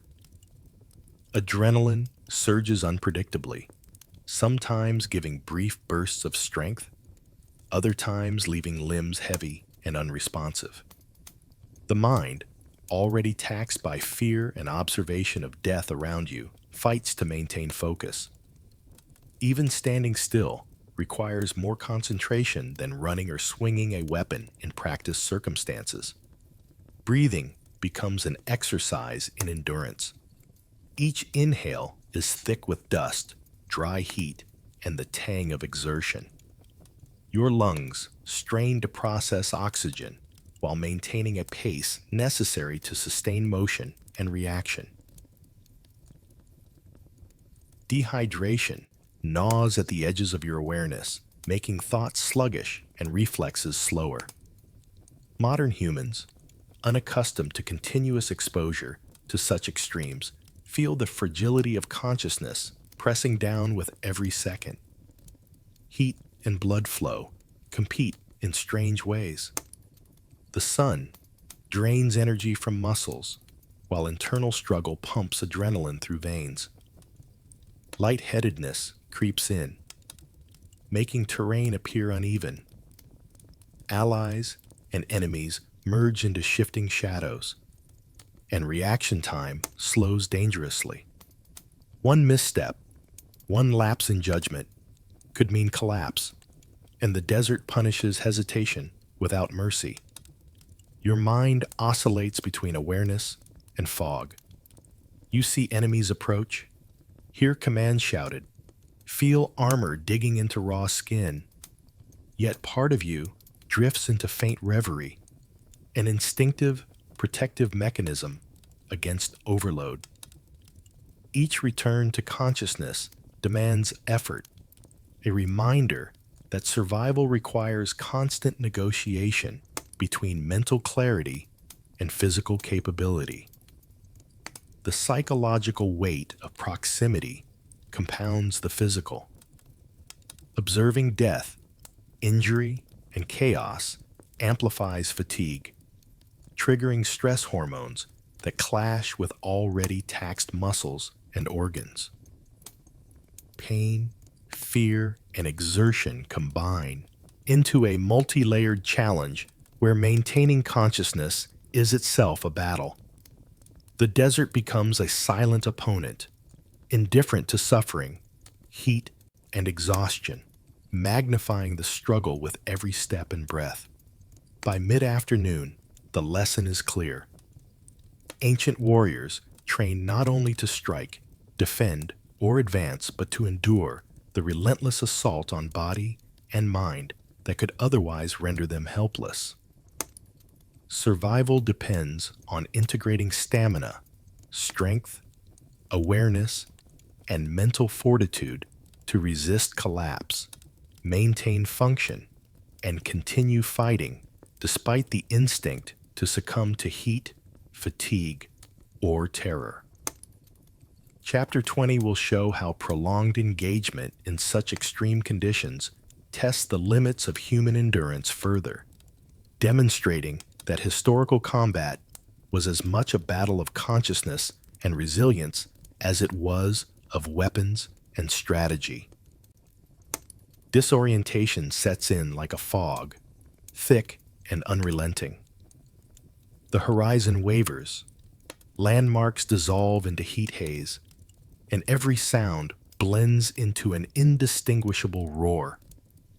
Your body is exhausted, your mind overwhelmed, and every step forward feels like moving through invisible quicksand. Even simple decisions, where to step, which threat to face first, require effort that your brain can scarcely muster. The desert becomes both external and internal. Sand, glare, and heat are tangible enemies, while mental confusion erodes your perception of time, distance, and danger. You cannot trust your senses. Shadows shift. Dust clouds obscure allies and foes, and the sun's glare warps shapes into illusions. Modern humans, unprepared for this level of sensory assault, feel reality itself bending, leaving consciousness tenuous and fragile. Even minor movements provoke strain. A lift of the shield or swing of the weapon demands coordination that your body struggles to provide. Each misstep is amplified. Muscles misfire, footing slips, and balance teeters between controlled motion and collapse. The body, pushed to its limits, begins to betray instinct and training alike, Psychologically, the fog is isolating. Fear is compounded by uncertainty. Who is friend? Who is foe? Where is safe footing? The roar of battle blends with internal panic, creating a feedback loop that makes every moment more disorienting. You feel simultaneously hyper-aware and hopelessly lost, caught between instinctive reactions and the paralysis of mental overload. The mind invents threats. Shapes in the dust become enemies. Distant noises interpreted as immediate danger, and fleeting movements demand split-second responses. Your senses compete against each other. Eyes overwhelmed by glare, ears by shouts, and body by exhaustion. Attempting to act logically feels impossible. Survival depends on instinct, yet instinct is muddled by fatigue and sensory distortion. Heat stroke, dehydration, and exhaustion converge. Nausea gnaws, dizziness spins vision in circles, and your steps falter. The desert's punishment is cumulative. Every previous exertion, every close encounter, every step through punishing sand contributes to this breaking point. You understand why historical warriors trained relentlessly, not only for strength and endurance, but to maintain orientation and composure under extreme conditions. Moments stretch interminably. Seconds blend into minutes, and minutes into a haze of effort and perception. Consciousness itself becomes an active struggle. Each heartbeat, each breath, each swing or block demands attention and coordination that the body struggles to provide. You teeter on the edge of collapse, forced to balance instinctive responses with fragmented rational thought. Amid the chaos, you glimpse patterns. Experienced soldiers maintain formation, communicate with minimal signals, and move as coordinated units despite identical sensory and physical stressors. Observing them highlights the difference between trained resilience and unprepared human fragility. You realize survival depends not only on strength or skill, but on sustaining awareness when the desert and combat conspire to erase orientation entirely. By late afternoon, the lesson crystallizes. Losing orientation is as deadly as losing strength or weapon. Chapter 21 will explore how soldiers adapt under these conditions, regaining footing, restoring focus, and finding clarity amidst relentless confusion, showing the extraordinary demands of desert combat on both mind and body. Suddenly, the chaos pauses, not naturally, but as if the desert itself holds its breath. The noise of battle fades into an eerie quiet, distant shouts muffled by wind, the clang of weapons reduced to occasional echoes, dust settling momentarily in the air. Your senses, overstimulated for hours, now hyper-focus on every minor sound. The stillness is unnatural, oppressive, and terrifying. In this silence, your imagination fills gaps. The mind projects threats into shadows, interprets distant movements as imminent danger, and exaggerates every minor noise into potential catastrophe. You realize that the absence of noise is itself a form of psychological assault. It magnifies uncertainty, fear, and awareness of mortality. Ancient soldiers recognized these moments as almost as dangerous as direct combat because the mind, left unchecked, can betray survival instincts. Your body, already exhausted from relentless exertion, remains tense, muscles coiled, heart racing, Sweat still dripping, you wait. Even a subtle shift of sand, a flapping banner, or the distant clang of metal becomes a signal of threat. The desert's quiet imposes a new form of pressure, testing mental fortitude more than strength or skill. Time stretches unnaturally. Seconds feel like minutes, and minutes like hours. You are acutely aware of every prior exertion.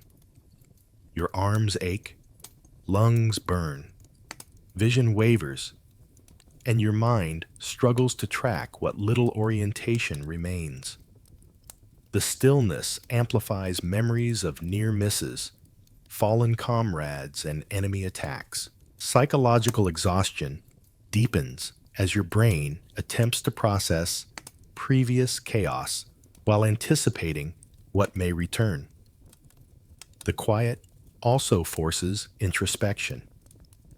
You notice the disconnect between instinct and environment, the urge to flee, strike, or seek cover battles against the current calm.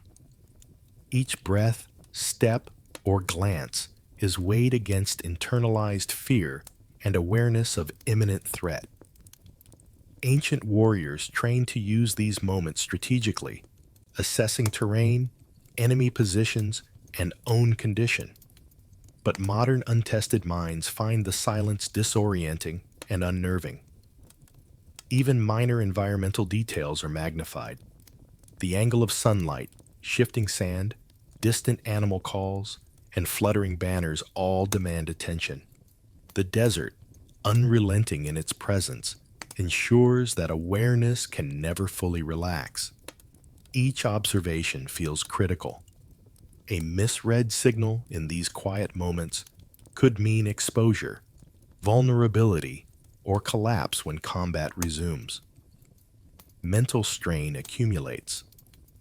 Hyperfocus on small stimuli, combined with physical exhaustion, leads to cognitive fatigue. Thoughts loop unpredictably. Calculation of threats, memory of previous maneuvers, worry for allies, and replay of prior mistakes.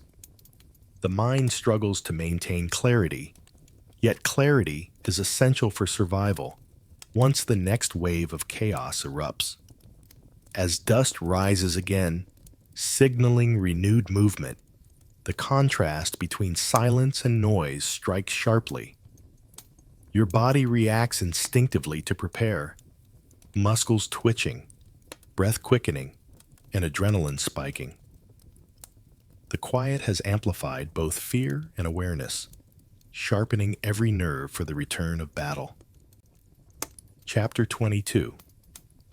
We'll examine how soldiers recover focus and coordinate action during intermittent lulls, showing that survival in desert combat is not just about enduring chaos, but mastering the terrifying calm between clashes, maintaining readiness while managing exhaustion, fear, and disorientation.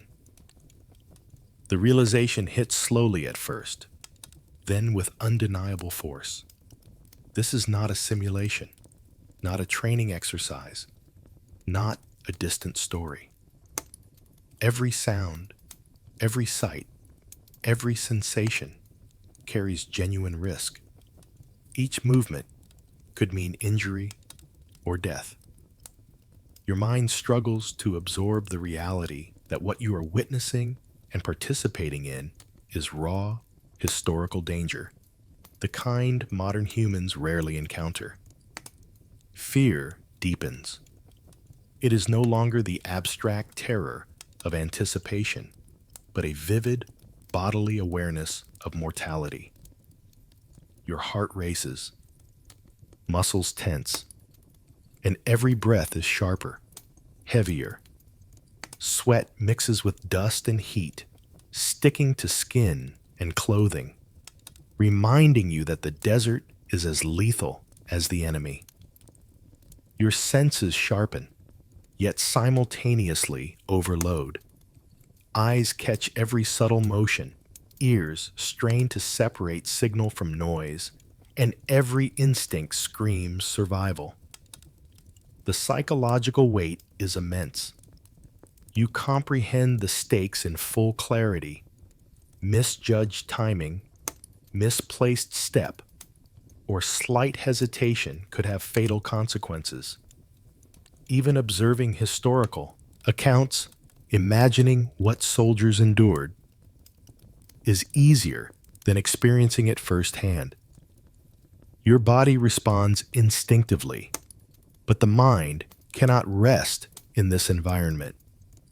It calculates, anticipates, and fears in parallel, creating a continuous mental strain that outpaces even physical exhaustion.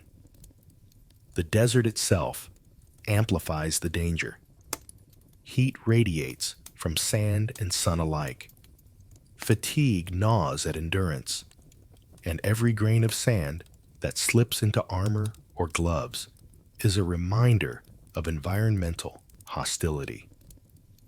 The physical and psychological threats merge into a singular, relentless pressure. The desert and combat act as a united force, testing both mind and body. Observation of allies and opponents reinforces the gravity. You see the coordination of experienced warriors, the fluidity of trained responses, and the subtle ways they conserve strength, shield vulnerabilities, and exploit openings. Every movement communicates discipline under pressure, contrasting sharply with your own struggle to maintain composure. Survival depends not just on courage, but on integrating awareness, stamina, and disciplined action under extreme stress. Emotional strain layers atop physical demands. The knowledge that each person around you faces similar stakes intensifies anxiety. You feel empathy for their risk, a personal investment in their outcomes, and a weight of responsibility for collective survival.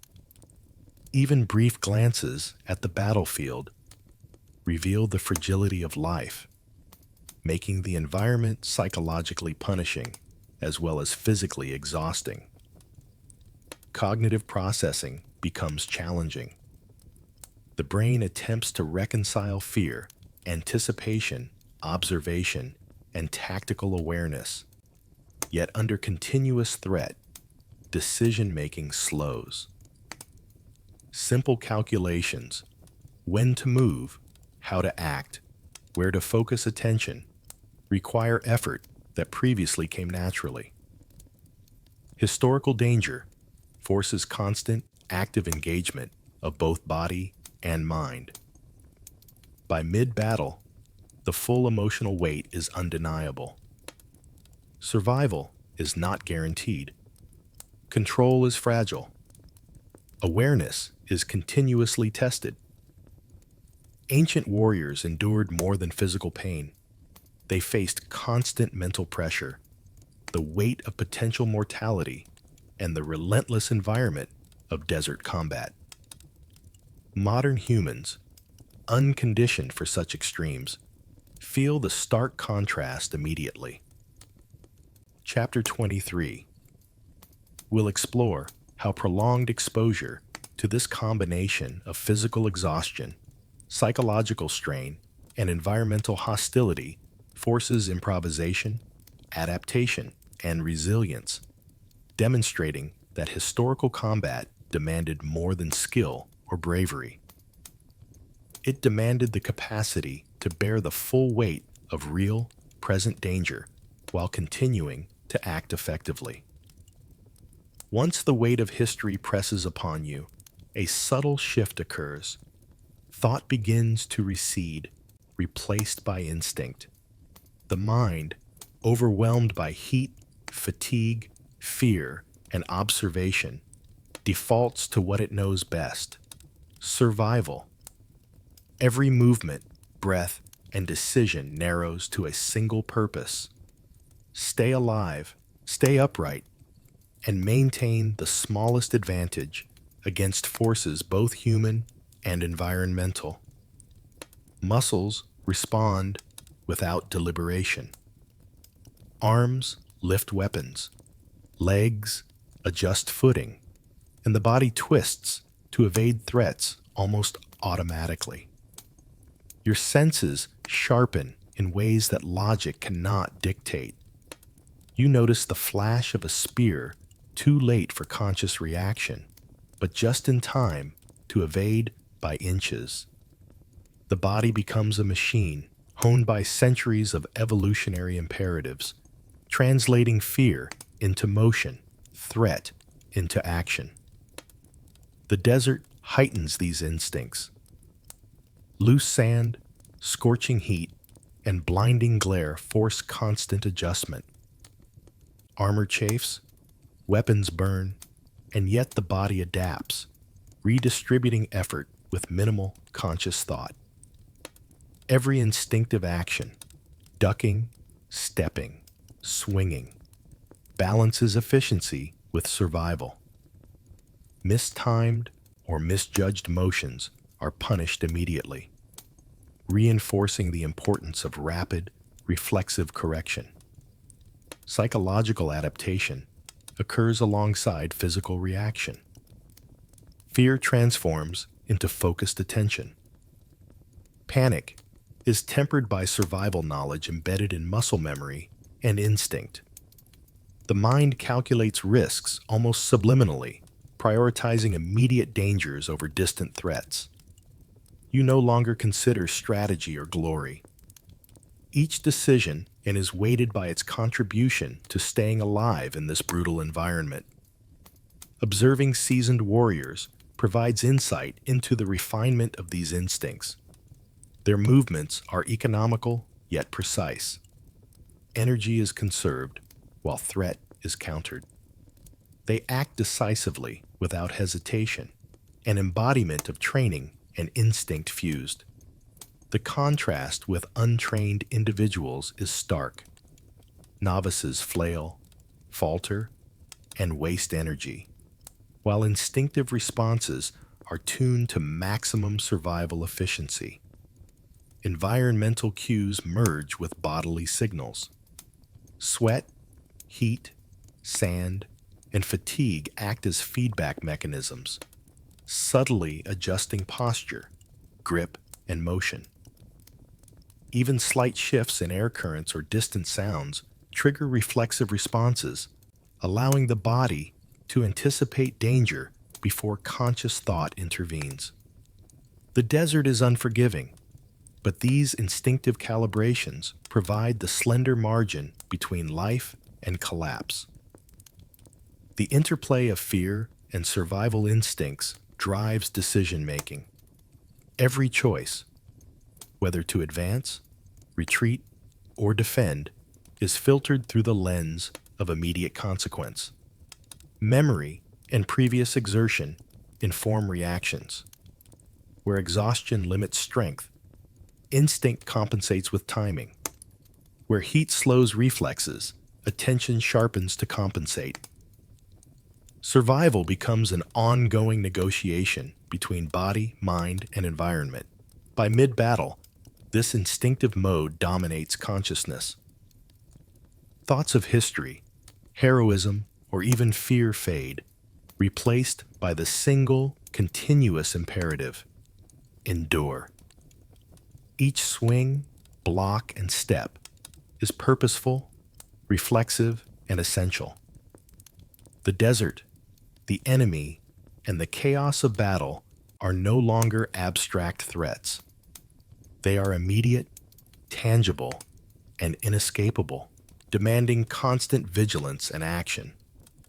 Chapter 24 will explore how these survival instincts intersect with strategy and coordination, showing that even in the most physically and psychologically extreme conditions, human beings can function, adapt, and act effectively when instincts, training, and environmental awareness converge. The strain becomes undeniable.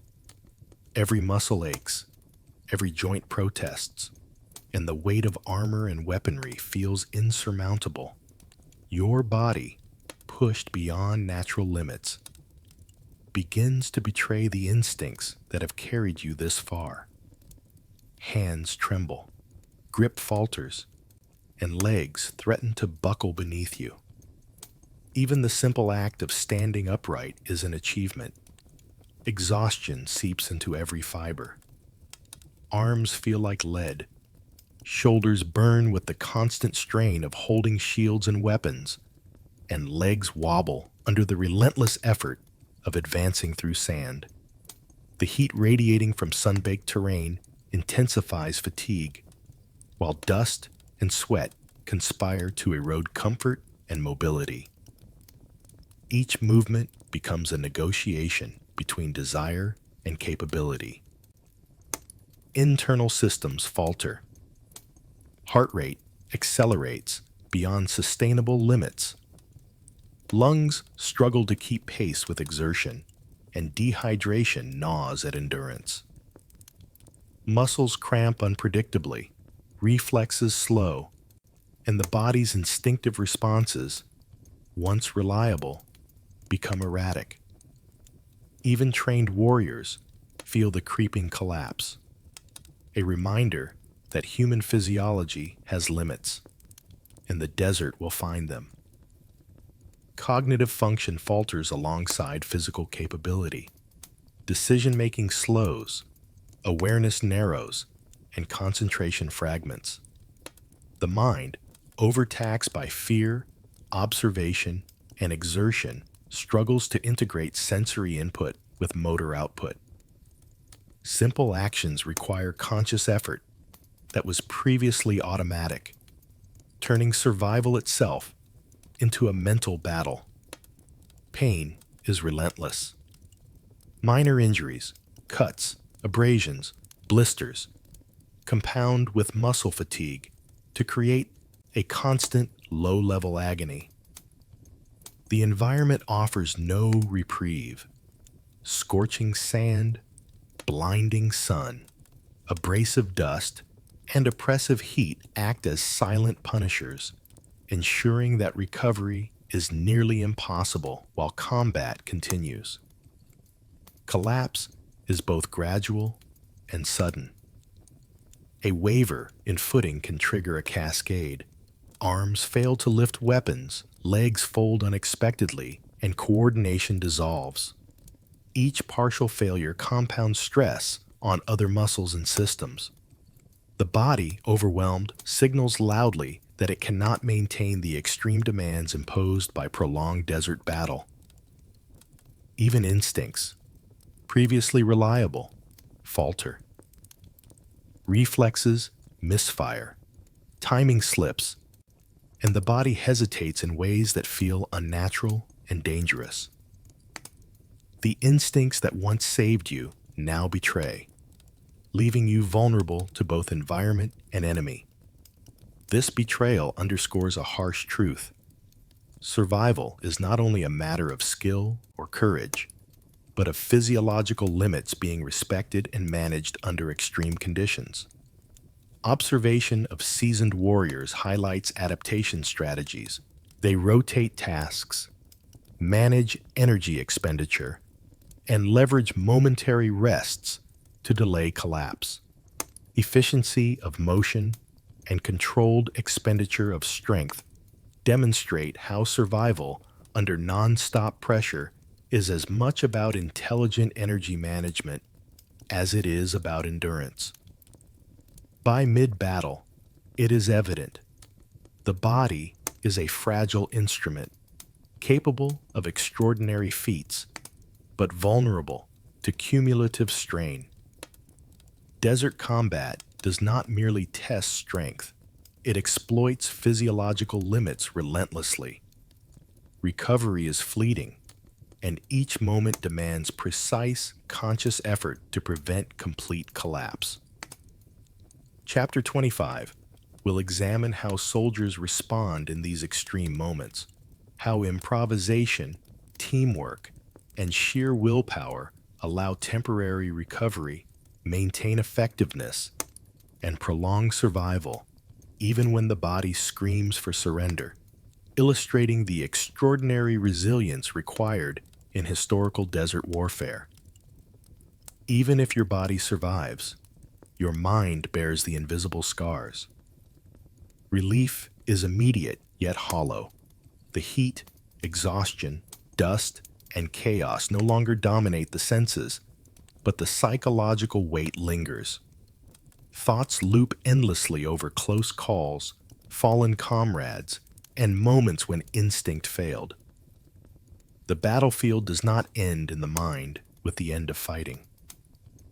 Sleep comes fitfully, if at all. Dreams are punctuated with echoes of battle, the clash of metal, cries of the wounded, the roar of the desert wind, and the suffocating heat.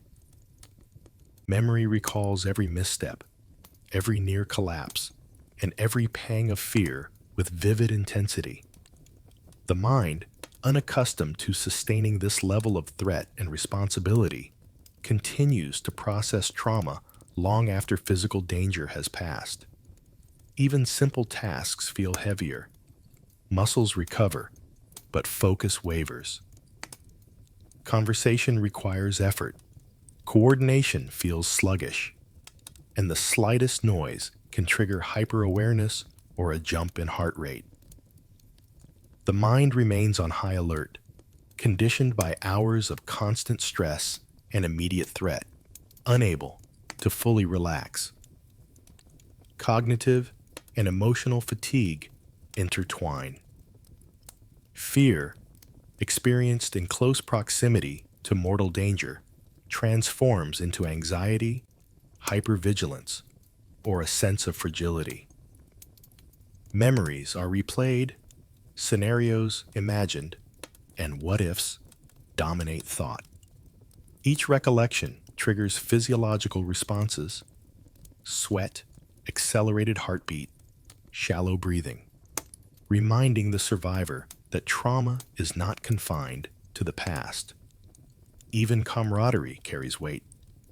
Witnessing shared struggle and collective exhaustion leaves emotional residues: guilt for survival when others faltered, gratitude for allies, and a complex, heavy awareness of the human cost of historical conflict. These layers of experience demand processing that the modern mind is ill-equipped to manage quickly. The environment continues to echo in memory. Dust, sun, and sand that assaulted the body remain sensory touchstones. Even in a safe location, recalling the harsh desert conditions triggers vivid recollections of heat, thirst, and fatigue, along with the instinctive tension of survival. Psychological recovery is as much about relearning calm in the environment as it is about recovering physically. Over time, the mind adapts. Awareness of vulnerability sharpens caution. Decision-making under stress becomes more intuitive, and memory of extreme conditions serves as a guide for future survival. The trauma does not vanish, but resilience grows, and acquired knowledge of endurance, fear, and the thresholds of human capability. Historical context reinforces the psychological weight. Understanding that every step, strike, and choice contributed to moments that shaped history adds complexity to emotional processing. Survivor reflection combines personal endurance with an appreciation for the enormity of what transpired around them. Fear and respect coexist for the environment, the enemy, and the human spirit that endured. By the end of this chapter, the full spectrum of desert warfare's demands becomes clear. Physical exhaustion, environmental hostility, fear, and instinctive reactions leave marks that persist long after battle ends. Chapter 26 will explore the lessons learned from this ordeal, how endurance, psychological adaptation, and understanding human limits translate into knowledge for survival, strategy, and preparation for future extreme conditions. The battle ends, but life does not pause. In the 7th century, communities faced the aftermath collectively, not individually. Families, neighbors, and clans gathered to assess losses, care for the wounded, and console the grieving. Survival was never solitary. Even in personal fear, you were embedded in a network of shared responsibility, mutual aid, and collective endurance. Every action had communal weight. Wounded men were carried back to tents or homes, their care a shared duty. Food and water, always scarce, were distributed strategically, balancing need with the capacity of the environment. Psychological support, though unformalized, was constant. The presence of others provided reassurance, and rituals of care reinforced resilience. Stories circulated quickly. Accounts of bravery, near misses, and strategy were passed from person to person. These narratives served dual purposes. They reinforced cultural memory and provided coping mechanisms.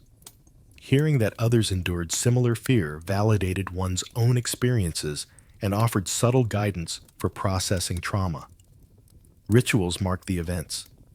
Prayers, small ceremonies, or moments of reflection allowed communities to externalize grief and fear. Even practical actions, repairing fortifications, tending to livestock, or re-establishing supply lines, provided structure and a sense of agency. Doing, rather than simply reacting, helped stabilize a collective psyche shaken by the immediacy of danger. Shared labor reinforced bonds. In a desert environment where survival depended on coordination, the psychological impact of disaster was mitigated by communal responsibility. Those who had fled, panicked, or collapsed physically were reintegrated through collective effort, allowing recovery not only of the body, but also of reputation, trust, and social cohesion. Observation of patterns shaped learning. Communities remembered which strategies, positions, or preparations reduced casualties or exhaustion.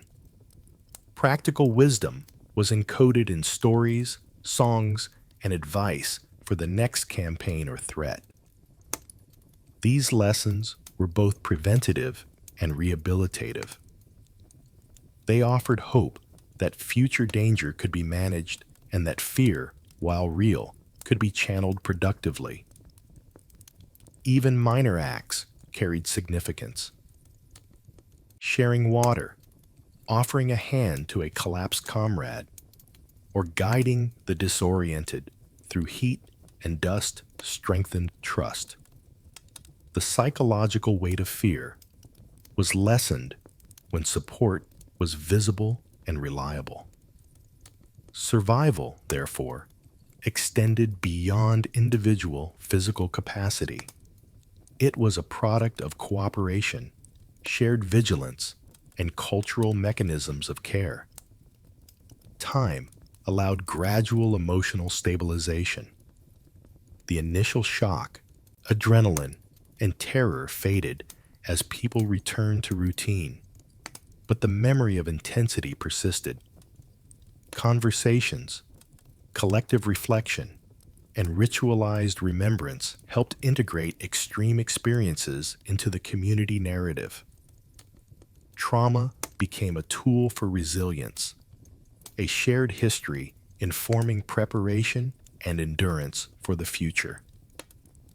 By the end of this chapter, it is evident that human survival in historical desert warfare depended not only on individual strength, endurance, and courage, but also on social cohesion, shared responsibility, and the psychological infrastructure of community. Chapter 27 we'll explore the final reflections of a survivor, how lessons of endurance, fear, and adaptation coalesce into understanding and wisdom, linking the physical, psychological, and social dimensions of desert combat. Night falls, but comfort does not follow. The heat of day gives way to sudden cold, as the desert sheds warmth almost instantly. Your body, already exhausted from hours of exertion, struggles to adjust. Muscles ache, joints stiffen, and every movement feels heavier in the chill. Rest is necessary, yet the environment resists it. The wind carries fine sand, stinging exposed skin and slipping into every crevice of clothing and armor. Even lying down offers no true refuge. Coarse ground presses into limbs, and the distant groans of animals or shifting tents remind you that life and danger continue around you. The mind, still processing the day's horrors, amplifies discomfort. Fatigue, fear, and cold conspire to make sleep shallow and fitful. Shadows stretch unnaturally across dunes and tents, exaggerating shapes and movements. Every flicker of light or distant sound sparks the instinctive tension honed by the day's events. The desert seems alive in ways unnoticed during daylight. Each gust of wind or creaking structure triggers a flinch, a sharpened awareness, a rapid heartbeat. Psychological vigilance competes with the body's need to rest. Even communal activities carry weight. Prayer, quiet conversation, and preparation for the following day are both restorative and draining. They offer structure and shared experience. Yet each action requires energy you no longer feel you possess. Your senses remain alert despite exhaustion, conditioned by hours of survival, anticipation, and trauma. The night's cold highlights every previous physical strain. Muscles ache from movement, tendons throb from overuse, and dehydration leaves skin tight and lips cracked.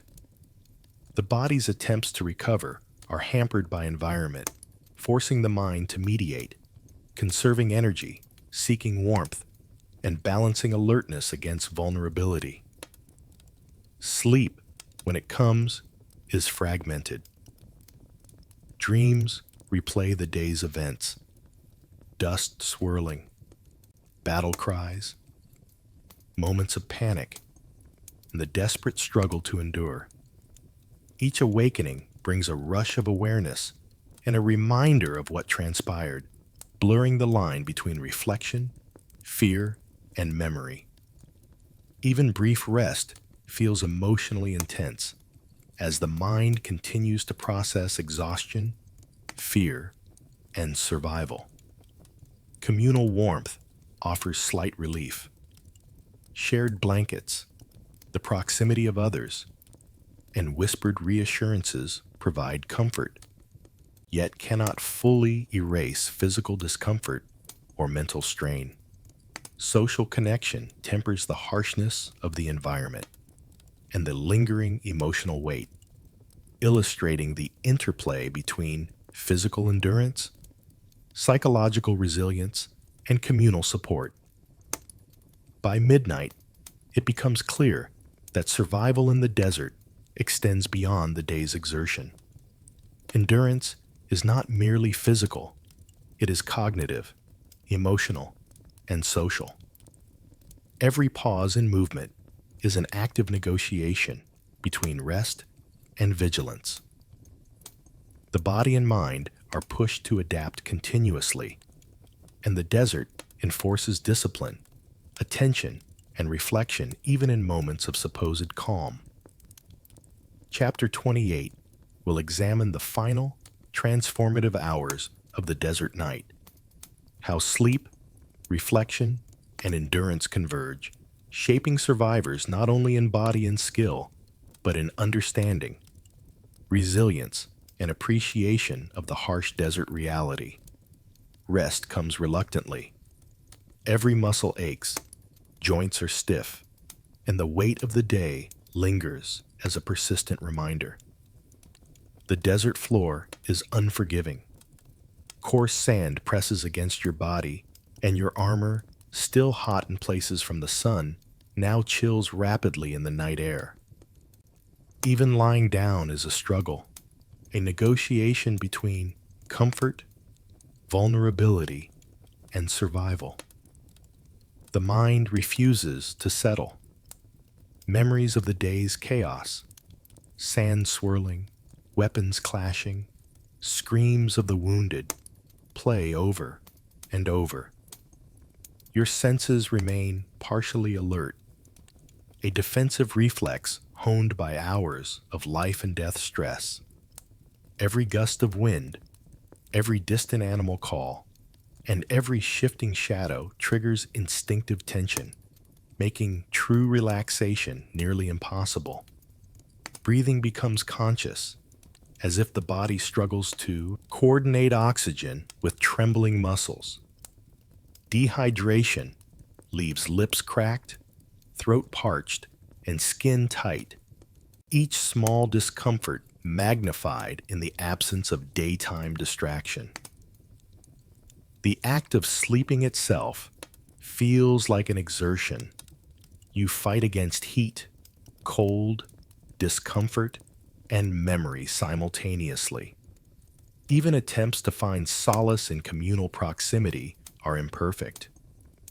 Fellow soldiers or neighbors offer warmth and reassurance, yet the body and mind are private arenas of suffering. Listening to others' shallow breathing, the creak of tents, or shifting of bedding reminds you that discomfort is shared, but not entirely mitigated. Rest is collective, yet intimate, requiring both trust and endurance. Dreams do not provide escape. They replay moments of exhaustion, confusion, and fear, blending reality and memory into a disorienting haze. Each awakening stirs adrenaline briefly, as your body responds to imagined threats or recalls real ones. Sleep cycles are fragmented, restorative periods interrupted by physiological reminders of trauma, cramps, shivers, and racing heartbeat. The desert enforces its rules relentlessly. Temperatures swing dramatically. Wind carries sand that invades every fold of clothing, and night's chill penetrates even the thickest layers. The body struggles to regulate, shivering one moment, flushed from heat or exertion the next. This constant fluctuation makes even short periods of rest feel punishing. Pain becomes a constant companion. Muscles still burn from movement. Joints protest after hours of strain, and minor abrasions sting in the cold night. Each attempt to adjust, stretch, or roll over risks aggravating soreness or exposure. The act of finding a tolerable position requires both patience and endurance, yet discomfort persists regardless of effort. Despite these challenges, intermittent rest is crucial. Even brief moments of sleep or micro-naps allow the mind and body to retain minimal function, preventing total collapse. Survival in the desert is not about comfort. It is about sustaining capability, awareness, and the ability to act when dawn returns and new challenges await. Chapter 29 will explore the first light of a new day, the body's battered endurance meeting the harsh sun again, and the mind recalibrating to face the continuation of desert life, danger, and history in motion. Dawn breaks with no fanfare, but the world has changed. The sun rises over sand-strewn terrain, casting harsh light on bodies, footprints, and debris left from the night's struggle. Your body aches, your joints protest, and even your mind feels heavy with the weight of exhaustion and fear. Sleep offered only fragments of rest, and now the day demands awareness once more. The aftermath is everywhere. Dust settles on faces streaked with sweat and grime. Footprints trace movement across the sand, marking paths of flight, pursuit, and survival.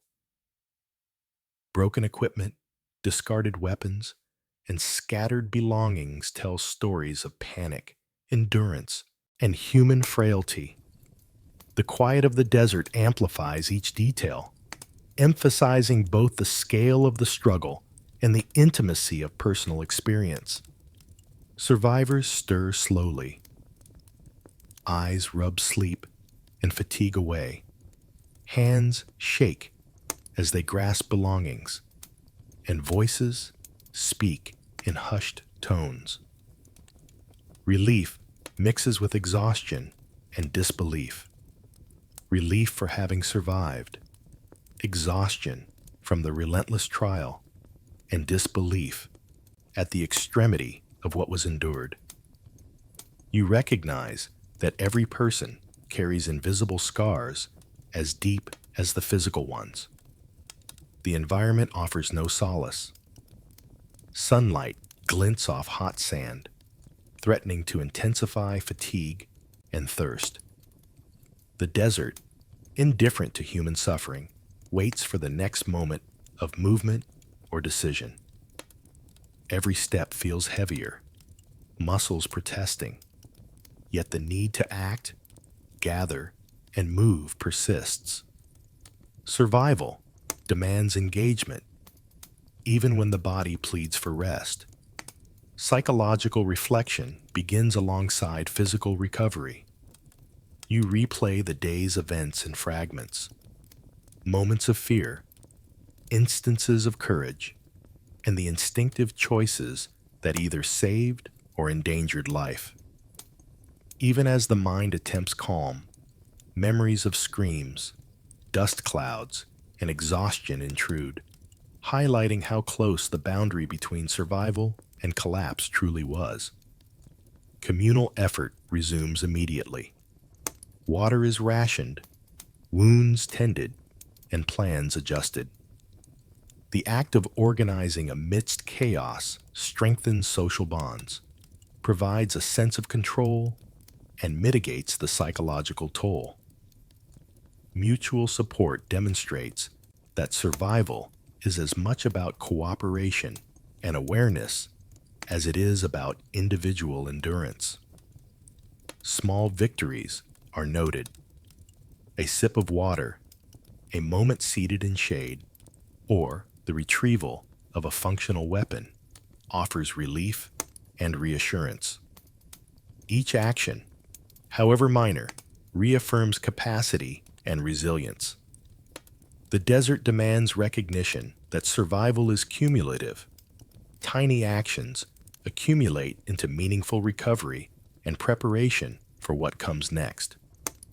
By mid-morning, the full picture of the aftermath settles in. You see the marks of exertion, fear, and endurance etched on every face, every posture, and every movement. The desert has tested bodies, minds, and communities, leaving evidence of limits stretched and instincts sharpened. Yet the day also reveals resilience, the ability to continue, to care, and to adapt despite near total exhaustion. Chapter 30 will examine the process of movement and decision-making after surviving extreme trials, how bodies re-engage with the desert, minds recalibrate to danger, and communities navigate the lingering tension of trauma while preparing for whatever comes next. The morning air is still, but the lessons of the previous hours hang thick in the desert.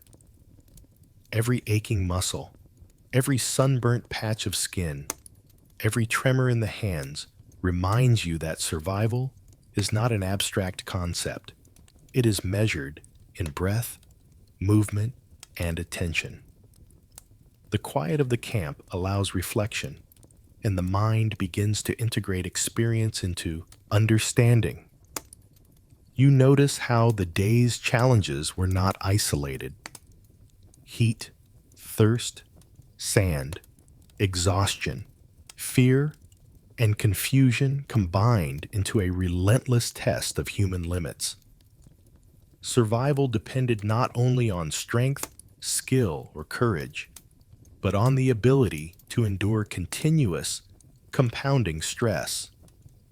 The desert, the environment, and the enemy acted as one overwhelming force, demanding both immediate reaction and long-term adaptation. Observation teaches humility. Watching others navigate the same conditions, struggling, improvising, collapsing, or persevering, reveals the spectrum of human capacity. Some adapt instinctively, some falter under pressure, and others find a balance between physical endurance, psychological resilience, and social coordination. Understanding these patterns is essential. Survival is rarely a solitary achievement. The body and mind are inseparable in extreme conditions. Muscle fatigue is mirrored by cognitive strain. Dehydration heightens emotional instability. Fear sharpens reflexes yet clouds judgment. The day's experience underscores that endurance is holistic. Training, preparation, and experience all matter, but instinctive adaptation and awareness of limits are equally crucial. Communities play a decisive role, from shared water and care for the wounded to emotional support and coordination. Survival is amplified by social cohesion. In historical desert warfare, even the strongest individual could falter alone, but connected to a capable, aware group. Survival rates and psychological resilience increase dramatically. Reflection deepens understanding of fear and courage. Real danger is intimate, immediate, and inescapable. Courage is not the absence of fear, but the capacity to act despite it. The body's betrayal, the mind's panic, and the environment's hostility all highlight how modern perception underestimates the extremity of historical combat. Learning to endure requires respect for limits while pressing them strategically. Recovery, too, is a lesson. Brief rest, hydration, social support, and mental processing are not luxuries. They are essential. The desert offers no mercy for neglect. Sleep, nourishment, and cooperative effort are as critical to survival as weapons, armor, or strategy. Recognizing and respecting these requirements separates those who endure from those who collapse. Finally, the mind begins to catalog insight. Memory, reflection, and adaptation turn trauma into knowledge. Each hardship, every step through sand, every burst of heat, every tremor from fear becomes data, a blueprint for understanding human limits, environmental challenges, and the demands of extreme conditions. The lessons extend beyond the battlefield into life, resilience, and preparation. As the sun climbs higher, the camp stirs with renewed energy. Survivors move carefully, conscious of fragility, but strengthened by what they endured. Dust settles, but lessons remain. Endurance, vigilance, social cohesion, and psychological adaptation are embedded in every movement, every decision, and every glance across the sand. The story concludes not with triumph or defeat, but with comprehension. The desert, battle, and historical extremity revealed the raw mechanics of human survival. Endurance is a fusion of body, mind, and community, sharpened by necessity and trial. Understanding these lessons provides insight into how ordinary people, placed in extraordinary circumstances, navigated fear, fatigue, and danger, and how those experiences resonate far beyond a single day or single battle. As you step back from the battlefield, both literally and mentally, the full magnitude of what you witnessed settles in. Every sensation, the blistering sun, the punishing sand, the relentless fatigue, the bone-deep fear, remains vivid. You recognize that survival in this world was never casual.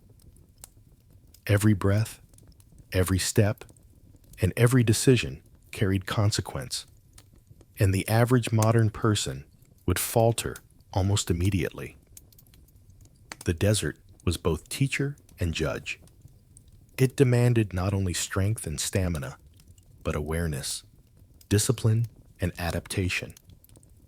Those who thrived had conditioned bodies, honed instincts, and a constant presence of mind that allowed them to negotiate the environment and the unpredictability of human conflict. Ordinary endurance, limited modern conditioning, and even courage would be insufficient to meet such demands. Reflection turns to the people who lived this life daily. Early Arabian communities endured cycles of scarcity, heat, exhaustion, and danger. Their routines, social cohesion, and cultural mechanisms were survival strategies refined over generations. Each member contributed, learned, and adapted to extremes that modern humans can barely imagine. Their resilience was not innate heroism. It was cultivated through necessity, repeated exposure, and intimate understanding of their environment. You realize that fear and physical limitation are natural responses, not weaknesses. A modern person's body, untrained and unconditioned, responds exactly as it should: alarm, fatigue, and instinctive collapse. What seems like failure is simply the honest limit of physiology and psychology when confronted with the unforgiving desert and the immediacy of life and death stakes. Discipline emerges as a silent hero of endurance. The ability to pace oneself, conserve energy, coordinate with others, and maintain situational awareness defined survival. Those who endured understood that heroics alone were insufficient. Every action, every choice, every small exertion was measured against an understanding of bodily limits, environmental threats, and communal responsibility. Modern sensibilities, comfort, leisure, and controlled risk provide no preparation for such continuous demand. The psychological dimension is equally profound. Fear, panic, and mental strain are not optional extras. They are inevitable, constant companions. Learning to function under their weight separates those who merely survive from those who thrive. The early desert warrior did not suppress fear. They integrated it, allowing heightened awareness and rapid reflexive action, while conserving energy and focus for critical moments. Even reflection after the fact cannot fully capture the depth of experience. The mind reconstructs sensations, fear, heat, exhaustion, and instinctive reactions. But simulation is never equivalent to immersion. Understanding grows through exposure, observation, and careful consideration. Yet a single day in the desert would immediately expose gaps in physical conditioning, psychological resilience, and situational awareness. Closing the narrative, you acknowledge the extraordinary human capacity for adaptation in extreme environments. Early Arabian life demanded strength, courage, social cooperation, and resilience far beyond modern expectations. Their daily reality, living, moving, fighting, and surviving in a punishing landscape, was a masterclass in endurance, both physical and mental. You step away with gratitude and awe. Modern comfort and convenience shield contemporary humans from the harsh lessons of desert survival. Yet through reflection, study, and imagination, it becomes possible to glimpse the reality of their lives. The desert, the battle, and the daily grind reveal the magnitude of human resilience when necessity, environment, and culture converge. Ultimately, you understand why the average modern person wouldn't last 24 hours. Bodies are unconditioned, minds untrained, and instincts untuned. Survival in this world required every ounce of physical and psychological resource, every moment of attentiveness, and a community bonded by shared struggle. Appreciating this endurance honors not only the environment, but the people who lived and thrived in it.